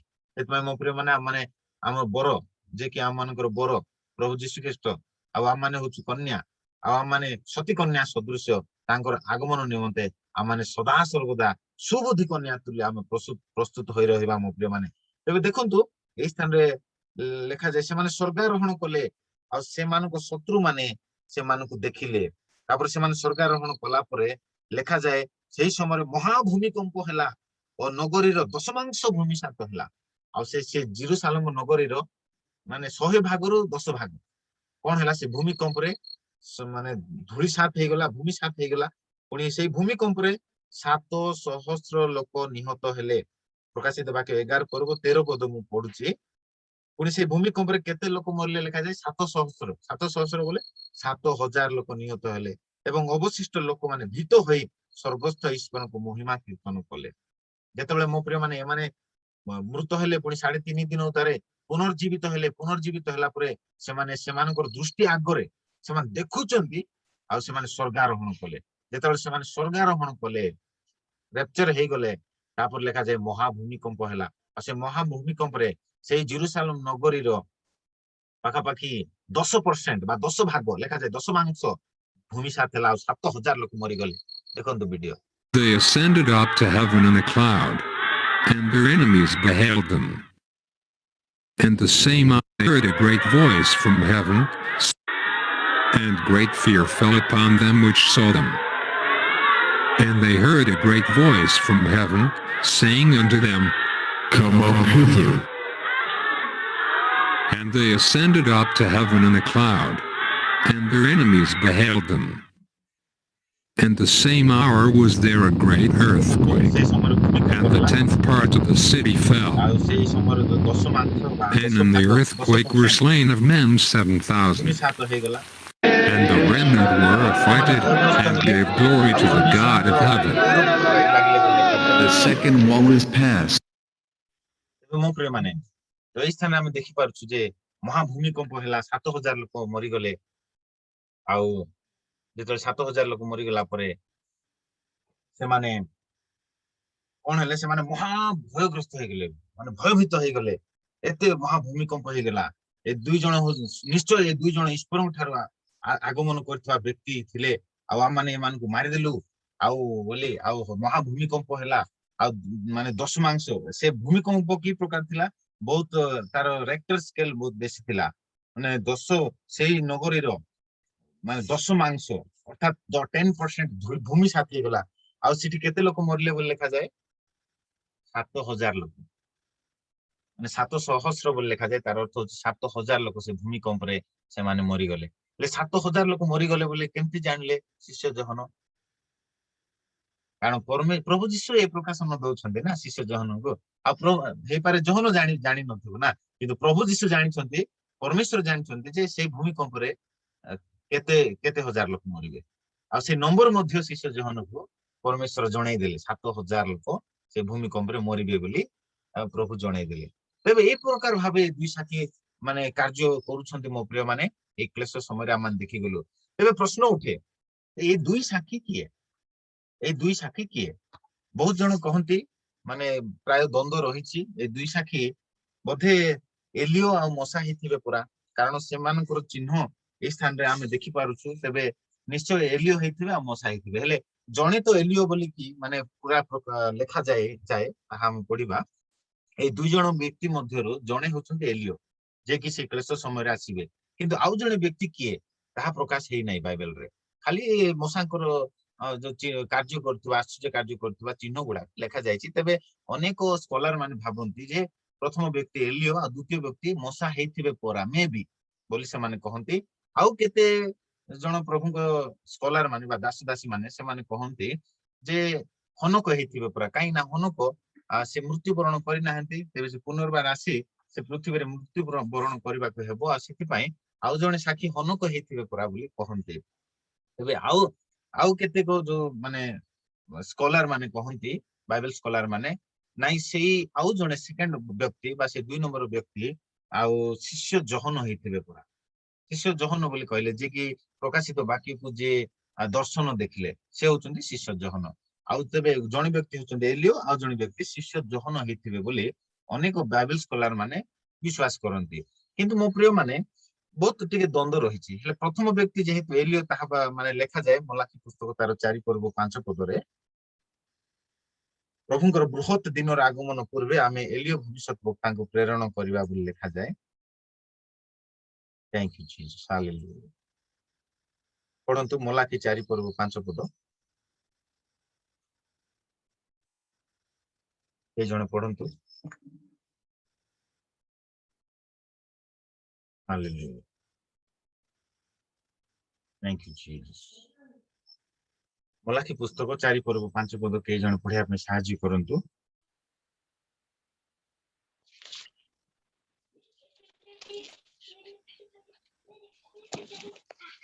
ଦେଖ, ସଦାପ୍ରଭୁଙ୍କର ମହତ୍ ଓ ଭୟଙ୍କର ଦିନର ଆଗମନ ପୂର୍ବେ ଆମ୍ଭେ ତୁମମାନଙ୍କ ନିକଟକୁ ଏଲିୟ ଭବିଷ୍ୟତ ବକ୍ତାଙ୍କୁ ପ୍ରେରଣ କରିବା।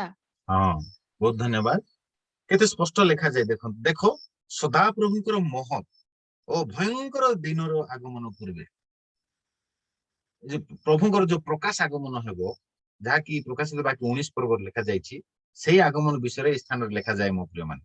ଭୟଙ୍କର ମହତ୍ ଆଉ ଭୟଙ୍କର ଦିନ ର ଆଗମନ ପୂର୍ବେ ଆମ୍ଭେ ତୁମମାନଙ୍କ ନିକଟକୁ ଏଲିୟ ଭବିଷ୍ୟତ ବକ୍ତାଙ୍କୁ ପ୍ରେରଣ କରିବା। ତେବେ ଏଇ 7 ବର୍ଷ ମହାକାଳେଶ ସମୟରେ ଏଲିୟ ଭବିଷ୍ୟତ ବକ୍ତାଙ୍କୁ ପ୍ରଭୁ ସେଇ 7 ବର୍ଷର ମଝିରେ ପ୍ରେରଣ କରୁଛନ୍ତି ଆଉ ତାଙ୍କୁ 3 ବର୍ଷ 6 ମାସ ପର୍ଯ୍ୟନ୍ତ କ୍ଷମତା ଦେଉଛନ୍ତି ଭବିଷ୍ୟତ ବାକ୍ୟ ପ୍ରଚାର କରିବା ପାଇଁ। ଆଉ ସେଇ ସମୟରେ ସେ 3 ବର୍ଷ 6 ମାସ ସମାପ୍ତ ହେଲା ଉତ୍ତରେ ତାପରେ ପ୍ରଭୁଙ୍କର ଭୟଙ୍କର ଦିନ ଉପସ୍ଥିତ ହେବ। ତ ଏଇ ସ୍ଥାନରେ ଲେଖାଯାଏ, ଦେଖ ସଦା ପ୍ରଭୁଙ୍କର ମହତ ଓ ଭୟଙ୍କର ଦିନର ଆଗମନ ପୂର୍ବେ, ଅର୍ଥାତ୍ ପ୍ରଭୁଙ୍କର ପ୍ରକାଶ ଆଗମନ ପୂର୍ବେ ଆମ୍ଭେ ତୁମମାନଙ୍କ ନିକଟକୁ ଏଲିୟ ଭବିଷ୍ୟତ ବକ୍ତାଙ୍କୁ ପ୍ରେରଣ କରିବା। ହାଲେଲୁୟା। ତେବେ ମୋ ପ୍ରିୟ ମାନେ, ଆଉ ଗୋଟେ ମୁଁ ଆପଣମାନଙ୍କୁ ଗୋଟେ ମାନେ ବିଷୟ ମୁଁ କହିବି। ପ୍ରଭୁଙ୍କର ପ୍ରଥମ ଆଗମନ ଯେତେବେଳେ ହେଲା, ଅର୍ଥାତ୍ ସେ ଯେତେବେଳେ ଜେରୁସାଲେମରେ ଶିଶୁ ଯୀଶୁ ହୋଇ ଜନ୍ମ ହେଲେ, ତା ପୂର୍ବରୁ ମଧ୍ୟ ବାପ୍ତିଜକ ଯୋହନ ଆସିଲେ। ଆଉ ବାପ୍ତିଜକ ଯୋହନକୁ ମଧ୍ୟ ଏଲିୟ ଯୀଶୁ ବାପ୍ତିଜକ ଯୋହନକୁ ମଧ୍ୟ ପ୍ରଭୁ ଯୀଶୁ ଏଲିୟ ବୋଲି କହିଛନ୍ତି। ଏଲିୟ ତ ଆସି ସାରିଲେଣି ବୋଲି କହୁଛନ୍ତି। ତେବେ ପ୍ରଭୁଙ୍କର ପ୍ରଥମ ଆଗମନ ପୂର୍ବେ ମଧ୍ୟ ମାନେ ଏଇ ବାକ୍ୟ ସଫଳ ହେଇଛି। ମାନେ ଏଲିୟ ଭବିଷ୍ୟତ ବକ୍ତା ଅର୍ଥାତ୍ ବାପ୍ତିଜକ ଯୋହନ କୁ ପ୍ରଭୁ ଯୀଶୁ ଏଲିୟ ବୋଲି କହନ୍ତି। ଆପଣ ଯଦି ପଢିବେ ଲୁକ 1 ପର୍ବ 17 ପଦ ଟିକେ ପଢନ୍ତୁ। ଲୁକ ଲିଖିତ ସୁସମାଚାର 1 ପର୍ବ 17 ପଦ।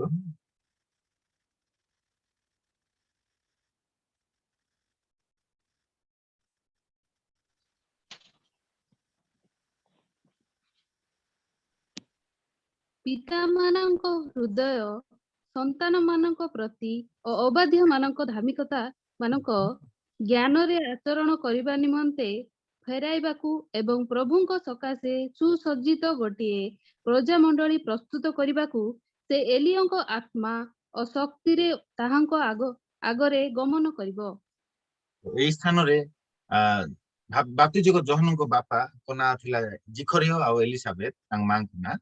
ଆଉ ଜିଖରିୟ ଏଲିସାବେଥକୁ ଗାବ୍ରିଏଲ ଦୂତ ଆସି କହୁଛନ୍ତି ଯେ ତୁମ ଗର୍ଭରେ ଯେ ଜନ୍ମ ହେବେ ଆଉ ତୁମେ ତାଙ୍କୁ ଯୋହନ ନାମ ଦେବ। ଆଉ ସେ କଣ କରିବେ? ସେ ଏଲିୟଙ୍କ ଆତ୍ମା ଶକ୍ତିରେ ତାହାଙ୍କ ଆଗରେ ଗମନ କରିବେ। ଅର୍ଥାତ୍ ଯୋଉ ମସିହ ଆସିବାକୁ ଯାଉଛନ୍ତି, ସେ ମସିହଙ୍କ ଆସିବା ପୂର୍ବେ ଆଉ ସିଏ ଆସିବେ। ଆଉ ସେ କଣ କରିବେ? ପିତାମାନଙ୍କ ହୃଦୟ ସନ୍ତାନ ମାନଙ୍କ ପ୍ରତି ଓ ଅବାଧ୍ୟ ମାନଙ୍କୁ ଧାର୍ମିକ ମାନଙ୍କ ଜ୍ଞାନରେ ଆଚରଣ କରିବା ନିମନ୍ତେ ଫେରାଇବାକୁ ଓ ପ୍ରଭୁଙ୍କ ସକାଶେ ସୁସଜ୍ଜିତ ଗୋଟିଏ ପ୍ରଜା ମଣ୍ଡଳୀ ପ୍ରସ୍ତୁତ କରିବାକୁ ସେ ଏଲିୟଙ୍କ ଆତ୍ମା ଓ ଶକ୍ତିରେ ତାହାଙ୍କ ଆଗରେ ଗମନ କରିବେ। ବାପ୍ତିଜକ ଯୋହନଙ୍କ ବିଷୟରେ ଏଠାରେ ଲେଖାଯାଏ ମୋ ପ୍ରିୟ ମାନେ, ଆପଣ ମାନେ ପୁରା ଷ୍ଟଡି କରନ୍ତୁ। ଆଉ ସେ ଏଲିୟଙ୍କ ଆତ୍ମା ଓ ଶକ୍ତିରେ କଣ ହେବେ ନା ପ୍ରଭୁଙ୍କ ପୂର୍ବରୁ, ମାନେ ପ୍ରଭୁ ଯୀଶୁ ଆସିବାର 6 ମାସ ପୂର୍ବେ ମାନେ ଯୋହନ ଜନ୍ମ ହେଇଥିଲେ ମୋ ପ୍ରିୟ ମାନେ। ତ ପ୍ରଭୁଙ୍କ ଯୀଶୁ ଖ୍ରୀଷ୍ଟଙ୍କ ଜନ୍ମର 6 ମାସ ପୂର୍ବେ ବାପ୍ତିଜକ ଯୋହନ ଜନ୍ମ ହେଲେ। ଆଉ ସେ କଣ କଲେ ନା ପ୍ରଭୁଙ୍କ ମାର୍ଗକୁ ପ୍ରସ୍ତୁତ କଲେ, ପ୍ରଭୁଙ୍କ ରାଜଦଣ୍ଡକୁ ସଳଖ କଲେ। ଆଉ ଲୋକମାନଙ୍କର ପ୍ରଭୁଙ୍କ ନିମନ୍ତେ ସେ ଫେରାଇଲେ। ସେ ପ୍ରାନ୍ତରରେ ଉଚ୍ଚ ସ୍ୱର କରି କହିଲେ, ପ୍ରଭୁଙ୍କ ମାର୍ଗ, ପ୍ରଭୁଙ୍କ ରାଜଦଣ୍ଡ ସଳଖ କର, ମନ ପରିବର୍ତ୍ତନ କର, କାରଣ ସ୍ୱର୍ଗ ରାଜ୍ୟ ସନ୍ନିକଟ ବୋଲି ବାପ୍ତିଜକ ଯୋହନ ପ୍ରଥମେ ଘୋଷଣା କଲେ। ଆଉ ସେ ପ୍ରଭୁଙ୍କ ନିମନ୍ତେ ମାର୍ଗ ପ୍ରସ୍ତୁତ କଲେ। ଇଂଲିଶରେ କୁହାଯାଏ ଦ ଫର ରନର ଅଫ ଜିସସ୍ କ୍ରାଇଷ୍ଟ, ମାନେ ଯୀଶୁ ଖ୍ରୀଷ୍ଟଙ୍କର ପୂର୍ବରୁ ସେ ଆସି ସେ ମାର୍ଗ ପ୍ରସ୍ତୁତ କଲେ। ଯଦି ଆପଣ ମାଥ୍ୟୁ ତାର 11 ପର୍ବ, ସେଠି ଯୀଶୁ ସ୍ୱୟଂ ପ୍ରଭୁ ଯୀଶୁ ନିଜେ କହିଛନ୍ତି, ମାଥ୍ୟୁ ତାର 11 ପର୍ବ 7 ରୁ 14 ପଦ ପର୍ଯ୍ୟନ୍ତ ଲେଖାଯାଏ। ଆଉ ଆମେ ସବୁ ପଢିବା ନାହିଁ, ଲେଟ୍ ହବ। 7 ରୁ 14 ପଦ ପର୍ଯ୍ୟନ୍ତ ଲେଖାଯାଏ। ଆଉ ମୁଁ ଖାଲି ସେଇ ପଦଟି ପଢିବି ଯେଉଁଠାରେ କି ଲେଖା ହେଇଛି ଯେ ସେ ହଉଛନ୍ତି ମହାନ। ଆଉ ଦେଖନ୍ତୁ ଯୀଶୁ କହନ୍ତି 12 ପଦରୁ ମୁଁ ପଢୁଛି, ଆଉ ବାପ୍ତିଜକ ଯୋହନଙ୍କ ସମୟ ଠାରୁ ଆଜି ପର୍ଯ୍ୟନ୍ତ ସ୍ୱର୍ଗ ରାଜ୍ୟ ବଳରେ ଆକ୍ରାନ୍ତ ହେଉଅଛି। ପୁଣି ବଳରେ ଆକ୍ରମଣକାରୀ ମାନେ ପରାକ୍ରମରେ ତାହା ଅଧିକାର କରୁଅଛନ୍ତି, କାରଣ ସମସ୍ତ ଭାବବାଦୀ ଓ ବ୍ୟବସ୍ଥା ଶାସ୍ତ୍ର ଜହନଙ୍କ ପର୍ଯ୍ୟନ୍ତ ଭାବବାଣୀ କହିଥିଲେ। ଆଉ ତୁମେମାନେ ଯେବେ ଗ୍ରହଣ କରିବାକୁ ଇଚ୍ଛା କର, ତେବେ ଯେଉଁ ଏଲିୟଙ୍କ ଆସିବାର ଅଛି ଏ ସେହି। ସେମାନେ ପ୍ରଭୁ ଯୀଶୁ କହନ୍ତି ଯେଉଁ ଏଲିୟଙ୍କର ଆସିବାର ଥିଲା ଏ ହଉଛନ୍ତି ସେହି ବୋଲି କହନ୍ତି। ତେବେ ମୋ ପ୍ରିୟ ମାନେ, ଆଉ ପ୍ରଭୁ ଯୀଶୁ ନିଜେ ବାପ୍ତିଜ ଜହନଙ୍କୁ ଏଲିୟଙ୍କ ଆତ୍ମାଙ୍କ ଦ୍ଵାରା ମାନେ ପ୍ରେରିତ ହେଇଛନ୍ତି ବା ଏଲିୟଙ୍କ ଆତ୍ମାଙ୍କ ଦ୍ଵାରା ସେ କାର୍ଯ୍ୟ କରିଅଛନ୍ତି ବୋଲି ପ୍ରଭୁ ଯୀଶୁ ନିଜେ ବାପ୍ତିଜ ଜହନଙ୍କ ବିଷୟରେ ସେ ସାକ୍ଷ୍ୟ ଦିଅନ୍ତି। ତେବେ ପ୍ରଭୁଙ୍କର ପ୍ରଥମ ଆଗମନ ପୂର୍ବେ ମଧ୍ୟ ବାପ୍ତିଜକ ଜହନ ଆସିଲେ, ଯେ କି ଏଲିୟଙ୍କ ଆତ୍ମାଙ୍କ ଦ୍ଵାରା ଚାଳିତ ହେଲେ। ଠିକ ସେଇ ପ୍ରକାର ପ୍ରଭୁଙ୍କର ପ୍ରକାଶ ଆଗମନ ବା ଦ୍ୱିତୀୟ ଆଗମନ ବା ସେ ଭୟଙ୍କର ଦିନର ଆଗମନ ପୂର୍ବେ ମଧ୍ୟ ଏଲିୟ ଭବିଷ୍ୟତ ବକ୍ତାଙ୍କୁ ପ୍ରଭୁ ପଠେଇବେ, ଆଉ ସେ ଭବିଷ୍ୟତ ବାକ୍ୟ ପ୍ରଚାର କରିବେ, ଆଉ ସେ ନାନା ଆଶ୍ଚର୍ଯ୍ୟ କାର୍ଯ୍ୟ ସାଧନ କରିବେ। ତେବେ ପ୍ରଥମ ବ୍ୟକ୍ତି ବାଇବେଲରେ କୁହାଯାଇଛି, ଆଉ ସେ ହଉଛନ୍ତି ଏଲିୟ। ତେବେ ଆଉ କେଇ ଜଣ କହନ୍ତି ହେଇପାରେ ଏଲିୟ ହେଇପାରନ୍ତି, ନହେଲେ ଏଲିଙ୍କ ଆତ୍ମାଙ୍କ ଦ୍ଵାରା ପ୍ରେରିତ ହେଇଥିବା ବ୍ୟକ୍ତି, ଯେ କି ଏଲିୟ ଯୋଉ ଆଶ୍ଚର୍ଯ୍ୟ କାର୍ଯ୍ୟ ସାଧନ କରନ୍ତି, ସେଇ ସବୁ କାର୍ଯ୍ୟ ଯେ ପ୍ରକାର ସେଇ ସାକ୍ଷୀ ସାଧନ କରିବ। ସେଥିପାଇଁ ଏଲିୟଙ୍କ ଆତ୍ମା, ଯେମିତି ବାପ୍ତିଜକ ଜହନ ଏଲିୟଙ୍କ ଆତ୍ମାଙ୍କ ଦ୍ଵାରା ସେ କାର୍ଯ୍ୟ କଲେ। ଆମେ ଯାହା ପଢିଗଲେ ଲୁକ ତାର 1:17 ଆଉ ଲେଖାଯାଏ କଣ, ସେ ଏଲିୟଙ୍କ ଆତ୍ମାଙ୍କ ଦ୍ଵାରା କାର୍ଯ୍ୟ କରିଗଲେ। ଗୋଟିଏ ପ୍ରଜାମଣ୍ଡଳୀ ପ୍ରସ୍ତୁତ କରିବାକୁ ସେ ଏଲିୟଙ୍କ ଆତ୍ମା ଓ ଶକ୍ତିରେ, ଏଲିୟଙ୍କ ଆତ୍ମା ଆଉ ଏଲିୟଙ୍କ ଶକ୍ତିରେ ସେ ଆଶ୍ଚର୍ଯ୍ୟ କାର୍ଯ୍ୟ ସବୁ ବାପ୍ତିଜକ ଜହନ ସେ କାର୍ଯ୍ୟ କରି ଗଲେ, ଏଲିୟଙ୍କ ଆତ୍ମା ଏଲିୟଙ୍କ ଶକ୍ତିରେ। ଠିକ ସେଇ ପ୍ରକାର ସେଇ ମହାକ୍ଲେଶ ସମୟରେ ମଧ୍ୟ ମାନେ ଏଲିୟ ଆସିବେ। ଆଉ ଜଣେ ବ୍ୟକ୍ତି କିଏ? ମଶା ସେ ବ୍ୟକ୍ତି, ନା ହନକ ସେ ବ୍ୟକ୍ତି, ନା ଶିଶୁ ଜହନ ସେ ବ୍ୟକ୍ତି। ତ ଏଇ ତିନି ଜଣ ପ୍ରଥମ ବ୍ୟକ୍ତି ତ ସ୍ପଷ୍ଟ ଅଛି ଏଲିୟ, କିନ୍ତୁ ଦୁଇ ନମ୍ବର ସାକ୍ଷୀ ବା ଦୁଇ ନମ୍ବର ବ୍ୟକ୍ତି କିଏ ତାହା ଏତେ ବାଇବେଲ ଏତେ ସ୍ପଷ୍ଟ କରିନାହିଁ। ସେଥିପାଇଁ ଅନେକ ଭାବନ୍ତି ଯେ ଏ ଦୁଇ ଜଣ ହଉଛି ଦୁଇ ଜିତ ବୃକ୍ଷ ସଦୃଶ ବୋଲି। ତେବେ ଜିଖରୀୟତାର ଆମେ ସିଧାସଳଖ 4 ପର୍ବକୁ ଆମେ ଚାଲିଯିବା। ପ୍ରଥମେ ଆମେ ସେଇ ପ୍ରକାଶିତ ବାକ୍ୟ ତାର 11 ପର୍ବର 4 ପଦରେ ଆମେ ଦେଖିପାରୁଛୁ, ସେମାନେ ପୃଥିବୀର ପ୍ରଭୁଙ୍କ ସମ୍ମୁଖରେ ଦଣ୍ଡାୟମାନ ହୋଇଥିବା ଦୁଇ ଜିତ ବୃକ୍ଷ ଓ ଦୁଇ ପ୍ରଦୀପ ସଦୃଶ। ସେମାନେ କାହା ସଦୃଶ? ପୃଥିବୀର ପ୍ରଭୁ ମାନଙ୍କର ସମ୍ମୁଖରେ ଦଣ୍ଡାୟମାନ ହେଇଥିବା ଦୁଇ ବୃକ୍ଷ ସଦୃଶ, ଜିତ ବୃକ୍ଷ ସଦୃଶ ଆଉ ଦୁଇ ପ୍ରଦୀପ ସଦୃଶ। ଦୁଇ ଜିତ ବୃକ୍ଷ ସଦୃଶ ଆଉ ଦୁଇ ପ୍ରଦୀପ ସଦୃଶ। ତେବେ ଦୁଇ ଜିତ ବୃକ୍ଷ ବୋଲି କଣ, ଆଉ ଦୁଇ ପ୍ରଦୀପ ବୋଲି କହିଲେ କଣ? ତେବେ ଆମେ ଦେଖିବା, ବହୁତ ଜଣ କହନ୍ତି ଏ ଦୁଇ ଜିତ ବୃକ୍ଷ ହଉଛି ଓଲ୍ଡ ଟେଷ୍ଟାମେଣ୍ଟ ଆଉ ନ୍ୟୁ ଟେଷ୍ଟାମେଣ୍ଟ ବୁଝାଏ ବୋଲିକରି କହନ୍ତି। ଓଲ୍ଡ ଟେଷ୍ଟାମେଣ୍ଟ ବୋଲି କହିଲେ ଏଲିଓ ଆସିବେ, ଆଉ ନ୍ୟୁ ଟେଷ୍ଟାମେଣ୍ଟରେ ଶିଷ୍ୟ ଜହନ ଆସିବେ ବୋଲି ସେମାନେ କହନ୍ତି। କାରଣ ହନକ ଆଉ ମଶା ଏମାନେ ମଧ୍ୟ ପୁରାତନ ନିୟମର ବ୍ୟକ୍ତି ମାନେ ନା। ତେବେ ପୁରାତନ ନିୟମକୁ ରିପ୍ରେଜେଣ୍ଟ କରିବା ପାଇଁ ଏଲିଓ ଆସିବେ, ଆଉ ନୂତନ ନିୟମକୁ ରିପ୍ରେଜେଣ୍ଟ କରିବା ପାଇଁ ଶିଷ୍ୟ ଜହନ ଆସିବେ ବୋଲି ଅନେକ କହନ୍ତି। ଆଉ ଏଇ ଦୁଇ ଜିତ ବୃକ୍ଷ ହଉଛି ଓଲ୍ଡ ଟେଷ୍ଟାମେଣ୍ଟ ଆଉ ନ୍ୟୁ ଟେଷ୍ଟାମେଣ୍ଟ କୁ ବୁଝାଏ। ଆଉ ଓଲ୍ଡ ଟେଷ୍ଟାମେଣ୍ଟ କୁ ମାନେ ଏଲିଓ ଆସିବେ, ଆଉ ନ୍ୟୁ ଟେଷ୍ଟାମେଣ୍ଟ ରୁ ଶିଷ୍ୟ ଜହନ ଆସିବେ ବୋଲି ଅନେକ ବାଇବେଲ ସ୍କଲାର ମାନେ କହନ୍ତି। ଆଉ ତାର ପ୍ରୁଫ ସେମାନେ ଦିଅନ୍ତି କୋଉ ପଦରୁ ନା ପ୍ରକାଶିତ ବାକ୍ୟ 10 ପର୍ବ ଆଉ ତାର 10 ପଦ ଆଉ 11 ପଦରୁ ସେ ପ୍ରୁଫ ସେମାନେ ଦିଅନ୍ତି। କଣ ସେ ପ୍ରୁଫ? ଆଉ ସେ ପ୍ରୁଫ ପ୍ରକାଶିତ 10 ପର୍ବ 10 ପଦ ଆଉ 11 ପଦ ଆପଣ ମାନେ ପାଠ କରନ୍ତୁ। ଆଉ ଏଠି ପ୍ରଭୁ କହନ୍ତି ଶିଷ୍ୟ ଜହନକୁ ଯେ ତୁମେ ଏଇ ପୁସ୍ତକକୁ ଭଜନ କର। ଏଇ ପୁସ୍ତକ ତୁମର ତୁମର ପାଟିକୁ ମିଠା ଲାଗିବ, କିନ୍ତୁ ତୁମର ହୃଦୟକୁ ତିକ୍ତ କରିଦେବ। ଆଉ ଟିକେ ପଢନ୍ତୁ ପ୍ରକାଶିତ 10 ପର୍ବ ତାର 9, 10, 11 ପଦ।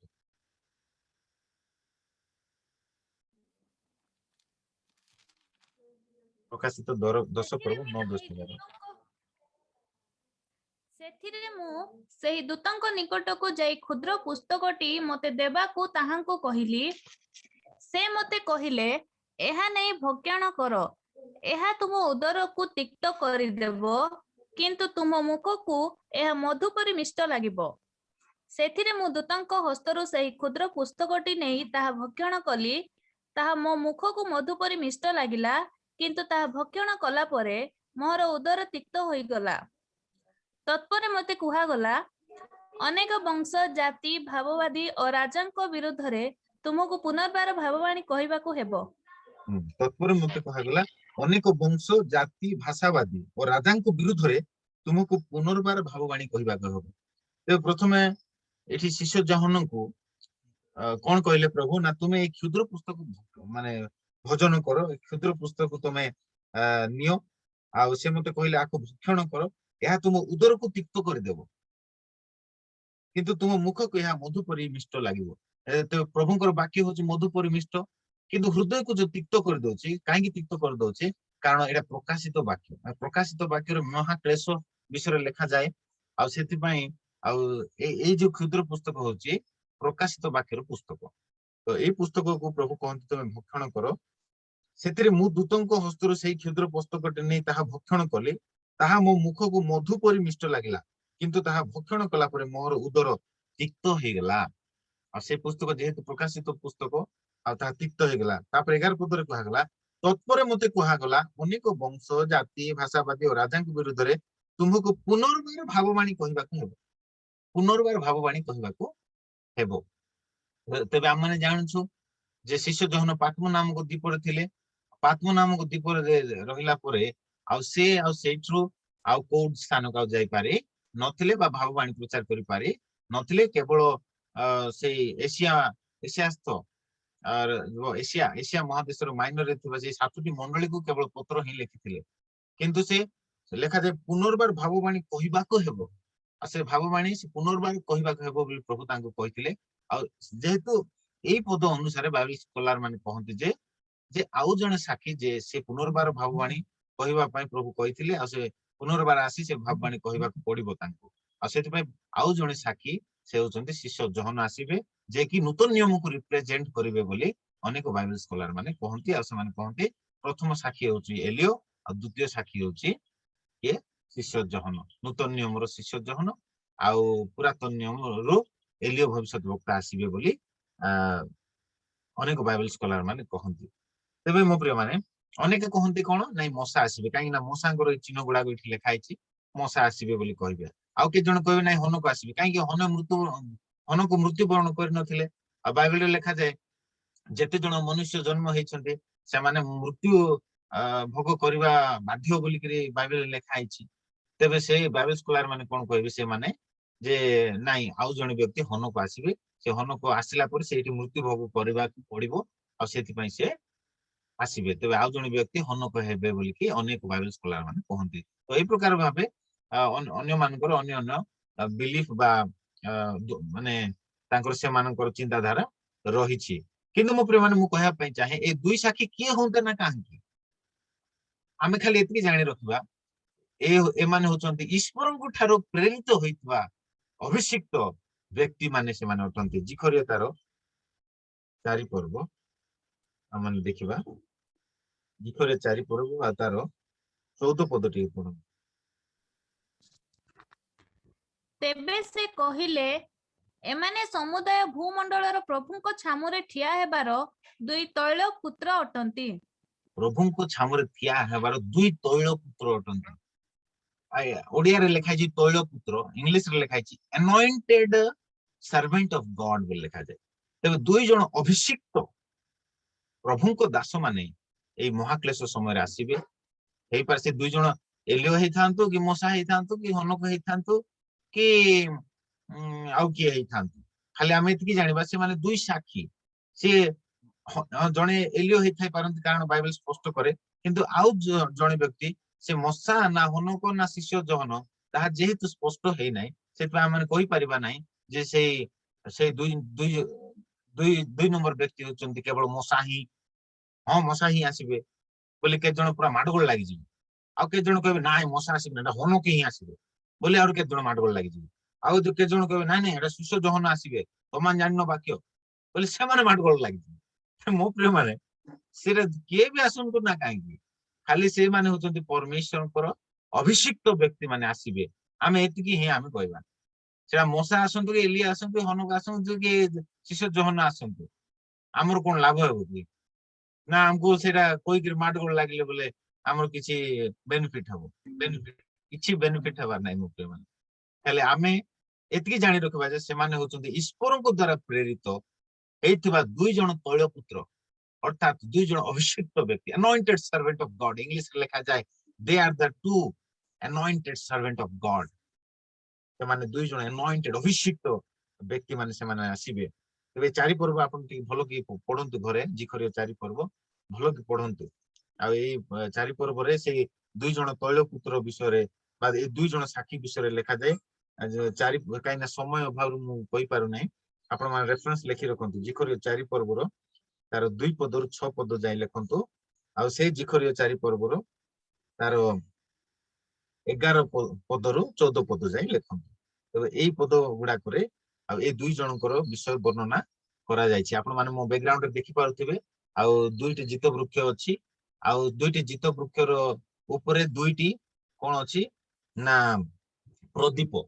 ताकू कहा जाय प्रदीप वृक्ष बोली कहा जाय कारण गुटे प्रदीप रे गुटे स्टैंड रे 7टा प्रदीप बाहरछि गुटे स्टैंड रे 7टा प्रदीप बाहरथिबा हेतु ताकू दीप वृक्ष बोली कहा जाय तबे एई दीप वृक्ष रे कोन ढला जाय ना तैल ढला जाय तबे ए दीप वृक्ष कोन बोली कहा गला एई दुई जन साखी होछि दुई दीप वृक्ष तुल्य दुई प्रदीप सदृश आ दुई जित वृक्ष सदृश तबे दुईटी जित वृक्ष होचंती माने दुई साखी को बुझाउछि आ जो दुई प्रदीप आमे देखि पारछु से दीप वृक्ष रो ऊपरे दीप वृक्ष जाक अछि दुईटी आ से दुईटी दीप वृक्ष रे सातोटी कोन दीप जळछि गोटे गोटे दीप वृक्ष रे सातोटी प्रदीप आ सातोटी प्रदीप ईश्वर को सप्त आत्मा को बुझाए तबे ये जो प्रदीप रे जो तैल ढला होछि से तैल होछि माने अभिषेक को बुझाए तबे जित वृक्ष होचंती दुईटा जित वृक्ष होचंती दुई साखी आ जो दुई दीप वृक्ष तुम आपण मान देखि पारछंती से दुई दीप वृक्ष होछि परमेश्वर को आत्मा तबे एई दुई जन साखी परमेश्वर को अर्थात पवित्र आत्मा रे पूर्ण हेतिबा व्यक्ति मान हालेलुया ए दुई साखी होचंती पवित्र आत्मा रे अभिषिक्त प्राप्त हेतिबा व्यक्ति माने पवित्र आत्मा रे पूर्ण हेतिबा व्यक्ति माने जे माने के आश्चर्य अद्भुत कार्य साधन करे से माने द्वितीय भाग रे अर्थात 3 वर्ष 6 मास अर्थात महाक्लेशर समय रे ग्रेट ट्रिब्युलेशन रे से माने वाक्य प्रचार करिवे भविष्य वाक्य प्रचार करिवे आ जो द्वारा कि अनेक लोक से मान को प्रचार द्वारा अनेक जिहुदी माने परिवर्तन हेबे एपरि को अनेक विजाति माने मध्ये परिवर्तन हेबे आ ईश्वर को से माने भय करिवे आ ईश्वर को से माने गौरव देवा लागिवे बे आजिरो बाकी खाली एतिकी आमे जानि रखबा जे दुई साखी जे होंत ना काहे कि आ माने माडगोळ झगड़ा हेबा नै के जण हनको बोली माडगोळ झगड़ा हेबे के लोग मसा बोली माडगोळ झगड़ा हेबे आ के लोग शिष्य जहन बोली माडगोळ झगड़ा हेबे तबे हमकु से झगड़ा भीतर जीवा को नै आमे खाली एतिकी कहबा कारण बाइबल जे जोटा स्पष्ट नै स्पष्ट भाबरे जोटा बाइबल प्रकाश करि नै आमे से विषय को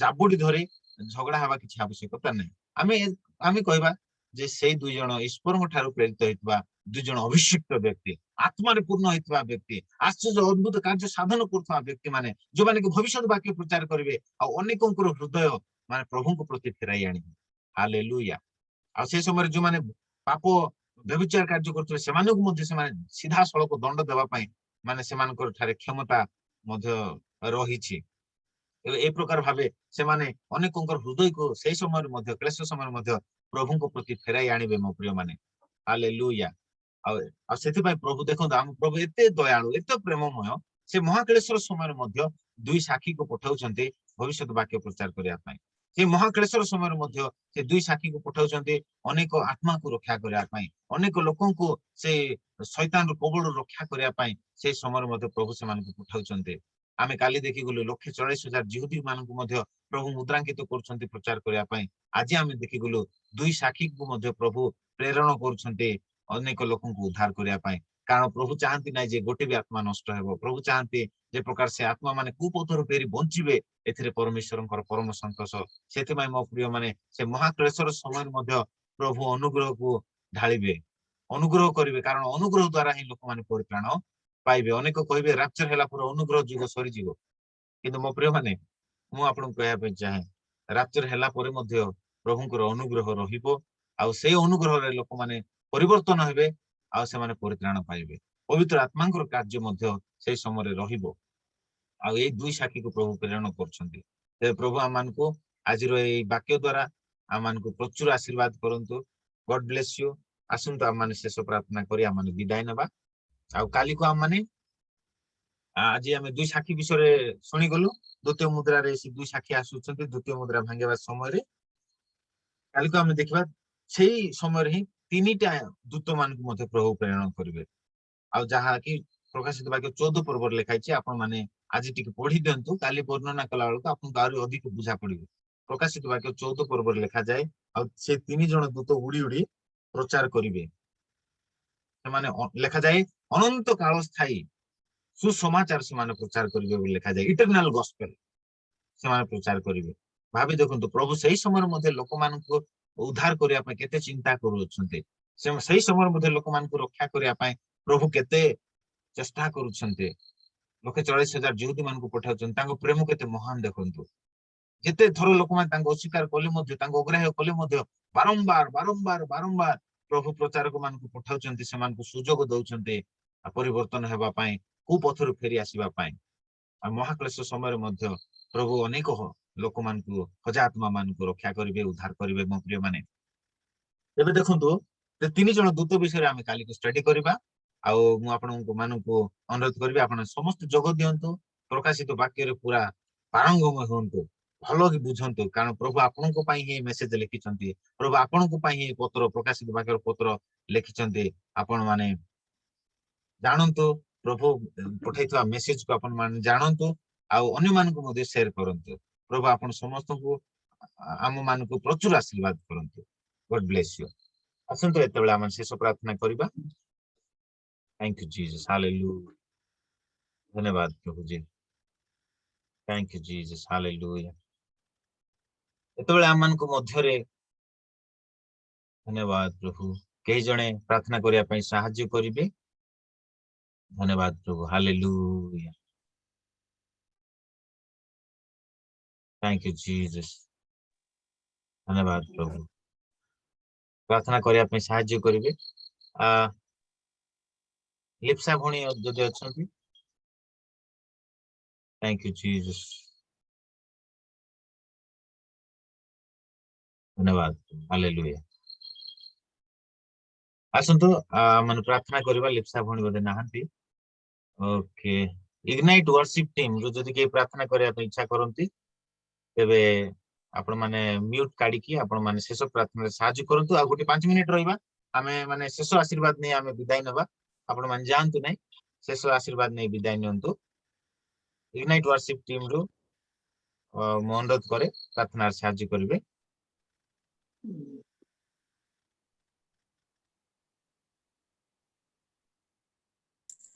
ହାଲେଲୁୟା। ହାଲେଲୁୟା। ଆଜି ସୁନ୍ଦର ବାକ୍ୟ ପାଇଁ ପ୍ରଭୁ ମହିମାନ୍ୱିତ ହୁଅନ୍ତୁ। ଧନ୍ୟବାଦ। ଆସନ୍ତୁ ଆମେ ସମସ୍ତେ ପ୍ରାର୍ଥନା କରିବା। धन्यवाद दौछु परमेश्वर पिता प्रभु, धन्यवाद दौछु आज सुंदर अधिवेशन प्रभु आम मान को तुम्हें आणिल से तुम धन्यवाद परमेश्वर पिता। हाँ प्रभु, आम प्रत्येक तुम्हें प्रभु ऑनलाइन माध्यम तुम्हें प्रभु गोटे जगार करूछु, से तुम धन्यवाद करूछु। तुम वाक्य तुम समस्त विषय शुणा प्रभु आमको तुम धन्यवाद दौछु परमेश्वर पिता। हालेलुया। धन्यवाद दौछु प्रत्येक विषय प्रभु तुम सहवर्ती लो। धन्यवाद आज वाक्य निमंते धन्यवाद प्रभु। जो वाक्य आज आम मैंने शुणुछु, से वाक्य अनुसार प्रभु आम मान को जीवन बीतेवा निमंते तुम साहाय्य कर परमेश्वर पिता। पुणी प्रभु आगामी दिन मान प्रकार प्रभु ऑनलाइन माध्यम प्रभु तुम वाक्य पुणी तुम ठारे बढ़िया निमंते